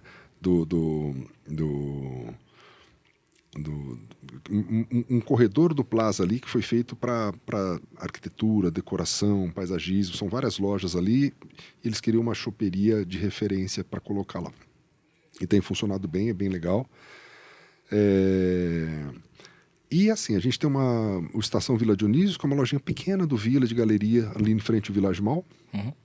E a cervejaria do Tamareira, que era de um amigo nosso, abriu pouco antes da pandemia, não conseguiu suportar, né? E no pós-pandemia ele veio procurar a gente. Eu falei, cara, a gente está completamente quebrado pela pandemia, né? E ele falou, cara, nem que for para vocês ir pagando aí, em 10 anos a gente se vira. Eu falei, então em 10 anos a gente vai acertar. Foi uma coisa assim bem casual, né? Foi uma coisa que ficou bom para ele, ficou bom para a gente, mas é algo que se a gente tivesse que montar, a gente não teria montado. Entendi. O Marcelo estava querendo saber aqui sobre uma expansão em relação às marcas de cerveja, os rótulos, né? Mas você já tinha falado que você quer deixar mesmo Por enquanto unidades, a gente né? quer, a gente acha que ainda é parte da essência. A gente ainda paquera, né? Assim que a gente voltar a se reestruturar, a gente ainda tem muito lastro de pandemia, né? Sim. Mas a gente pensa num Chico Barrigudo em Ribeirão até 2026, no prazo de 2 anos aí, né? E aí a gente pensa para onde que vai o grupo, o que a gente vai fazer. O Rodrigo quer saber se existe a possibilidade de algum dia o Vila em São Paulo. Olha, não tem nada descartado, que a gente assim não é o nosso foco principal agora, né? Eu acho que a nossa força é bem marcante na região de Rio Preto e na cidade de Ribeirão. E assim, eu acho que todo negócio se consolida se você cresce em espiral, né? Se você cresce primeiro perto. Para que tenha, por exemplo, vamos abrir São Paulo, Rio de Janeiro, Curitiba, essas coisas que são capitais, né? Você precisaria de um mega investidor, alguém E eu não sei se o setor de bares e restaurantes atrai isso hoje em dia. Né? Você vê a experiência do Madeiro tentando se reestruturar, você vê, né? Não é tão simples assim as operações de bares e restaurantes. Show. Ô Zanin, pra gente fechar, cara, o que vem aí em comemoração? O que você pode falar pra gente? Você já falou da 20, né? Tem algum evento, alguma coisa que o Vila tá preparando? A gente vai ter mais alguns eventos em relação a shoppings, assim, quando vocês fazem aqueles festivais que, pô, é uma coisa sensacional, né, cara? Olha, é legal, né? A gente tá planejando uma 3ª edição do Ana Rock Festival, né? Isso ainda... Estamos fazendo levantamento de banda, de data, de parceiros, né? É algo que a gente gostaria que acontecesse entre agosto e setembro, tá? Em agosto a gente já tem 4 edições do Vila Dionísio Festival no Iguatemi. A gente ainda não finalizou as conversas com o Iguatemi, mas pelo que ficou conversado ano passado, provavelmente a gente deve ter mais uma edição esse ano. A gente quer fazer uma festa de 20 anos do Vila, né? Então isso a gente ainda vai decidir lugar, vai decidir estrutura, capacidade de pessoas, o que a gente vai fazer, né? E tem muita cerveja que está sendo produzida aí, desses rótulos sazonais ou de produções únicas. A gente visitou uma cervejaria na Escócia chamada Brewdog. Brewdog. A Brewdog é uma cervejaria, o pessoal que é cervejeiro conhece bem ela, porque ela ela começou com uma única fábrica no extremo norte ali da Escócia, em Aberdeen, e depois eles abriram um pub em Edimburgo. Hoje eles têm uns 10 pubs só em Londres. Cara, deve ter uns 100 pubs deles hoje no mundo todo aí. E quando a gente visitou eles em 2011, eles falaram assim, a gente tem 6 rótulos que são fixos, mas a gente já produziu 104 cervejas, né? Eu falei, cara, eu gosto dessa ideia de você ter algo que você sempre vai ter na casa e você ter algo que só tem ou naquele mês, ou que só tem aquela vez, ou que só tem, né? Porque às vezes você fala, porra, achei aqui uma safra de lúpulo ou de fruta que está absurdamente incrível. Assim como faz muito restaurante, né? Foi na feira e falou, hoje o que estava bom era isso, e nós resolvemos fazer algo desse jeito. Então é algo que eu acho que é muito legal. E a gente quer tentar incorporar mais coisa brasileira ainda, né? Teve uma cerveja que a gente ganhou medalha de bronze agora, que a gente usou semente de amburana. A amburana, geralmente, você usa madeira para maturar cachaça, né? E aí já dá um resultado muito interessante como um destilado brasileiro. E a gente resolveu usar semente no processo de maturação. E ela trouxe um aroma, assim, muito marcante, muito legal. Essa cerveja também tá para ser lançada, ela também não foi. A gente tem uns 5 rótulos para lançar no intervalo de 2 meses aí. Show. Quem estiver frequentando o Vila e o Chico vai ver muita coisa nova. Essas que estavam lá, o pessoal vai ter acesso aqui também? Vai ter. Na verdade, das 8 medalhistas, você já tem 5 que estão nos bares. Né? Tem que você vai lançar agora que é de 60, né? Litros, 600 litros, 60 litros? O quê? Que você falou da cerveja, que vem agora, são poucas unidades. 600 garrafas, 600 garrafas. Tem essa e tem mais essa outra que você tinha dito, então. Exatamente. Boa. A gente vai tomar mais um para despedir aqui. Vamos tomar uma de cajá. Cajá. Ó, enquanto o Zanin prepara aqui pra gente fazer o último brinde, queria avisar vocês que na semana que vem a gente vai começar agora a trazer pelo menos uma vez por mês alguns dos pré-candidatos a prefeito aqui de Rio Preto, tá?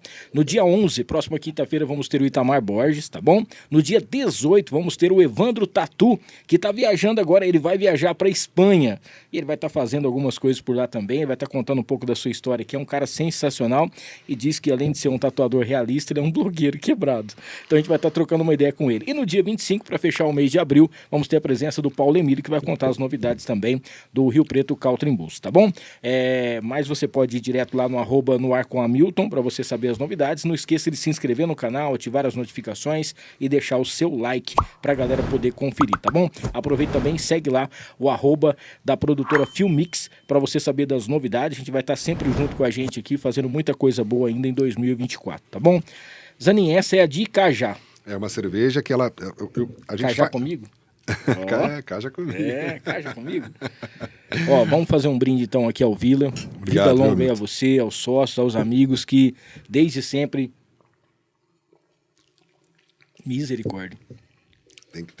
Tem que gostar de cajá, né? Essa aqui... o cajá é muito marcante, mano. Rapaz...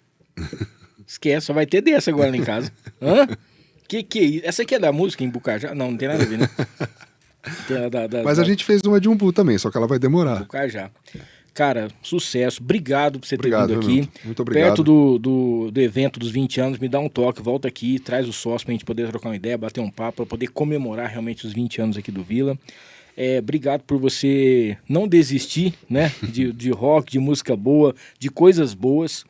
Parabéns, né? A melhor cervejaria do estado de São Paulo, a 8ª do Brasil. Isso aí mostra um trabalho, uma dedicação, um amor. É uma coisa sagrada para eles e a gente só tem que agradecer por ter, né, o Vila proporcionando essas coisas aqui, principalmente a coxinha que é deliciosa. Mande beijos e abraços para quem você quiser, meu irmão. Agradecer primeiro você, tá? Que sempre nos recebeu muito bem na Líder aqui, né? A gente tem um carinho muito grande. Eu quero agradecer os sócios, as famílias, porque, cara, a família de dono de bar, velho, nossa, olha, muito guerreiro, cara. Vou agradecer as esposas, os filhos, porque realmente é uma luta, assim, né? Então, e assim, ó, toda a nossa equipe, né, cara? E agora eu vou estender o família para os nossos funcionários, né? Tem gente que está com a gente há 17 anos, 18 anos, né? Você entra no bar ali, quem vai no bar fala, cara, esse barman tá aqui há todo esse tempo, esse segurança tá aqui há todo esse tempo. Conhece pelo nome, né, cara? Então, são coisas que a gente tenta cuidar, a gente gostaria que fossem sempre, mas tem gente que às vezes cansa da noite, que às vezes tem outras propostas para ir para outros lugares, para mudar de cidade e tudo mais, né? Então, mas é um time, né? Como eu falo, ninguém faz nada sozinho, né, cara? A gente tem que ter muita gente boa. Hoje em dia, imagina, tem que tomar conta dos bares, eu desenvolvo a cerveja, mas tá lá o Lucas Eduardo na fábrica tocando, respeitando o processo, fazendo tudo que tem que fazer. Então, é uma coisa que é muito legal, né? Confiar em quem a gente trabalha é muito legal. Muito bem. Vida longa então ao Vila Dionísio. Obrigado, viu? Valeu. Sucesso. Tudo de bom para vocês. Valeu, pessoal. Família Filmix, beijos e abraços. Muito obrigado a doutora Camila também por toda a nossa estrutura aqui. E na semana que vem estamos de volta aqui a partir das 9 da noite. Forte abraço para vocês. Deus abençoe. Tchau, tchau.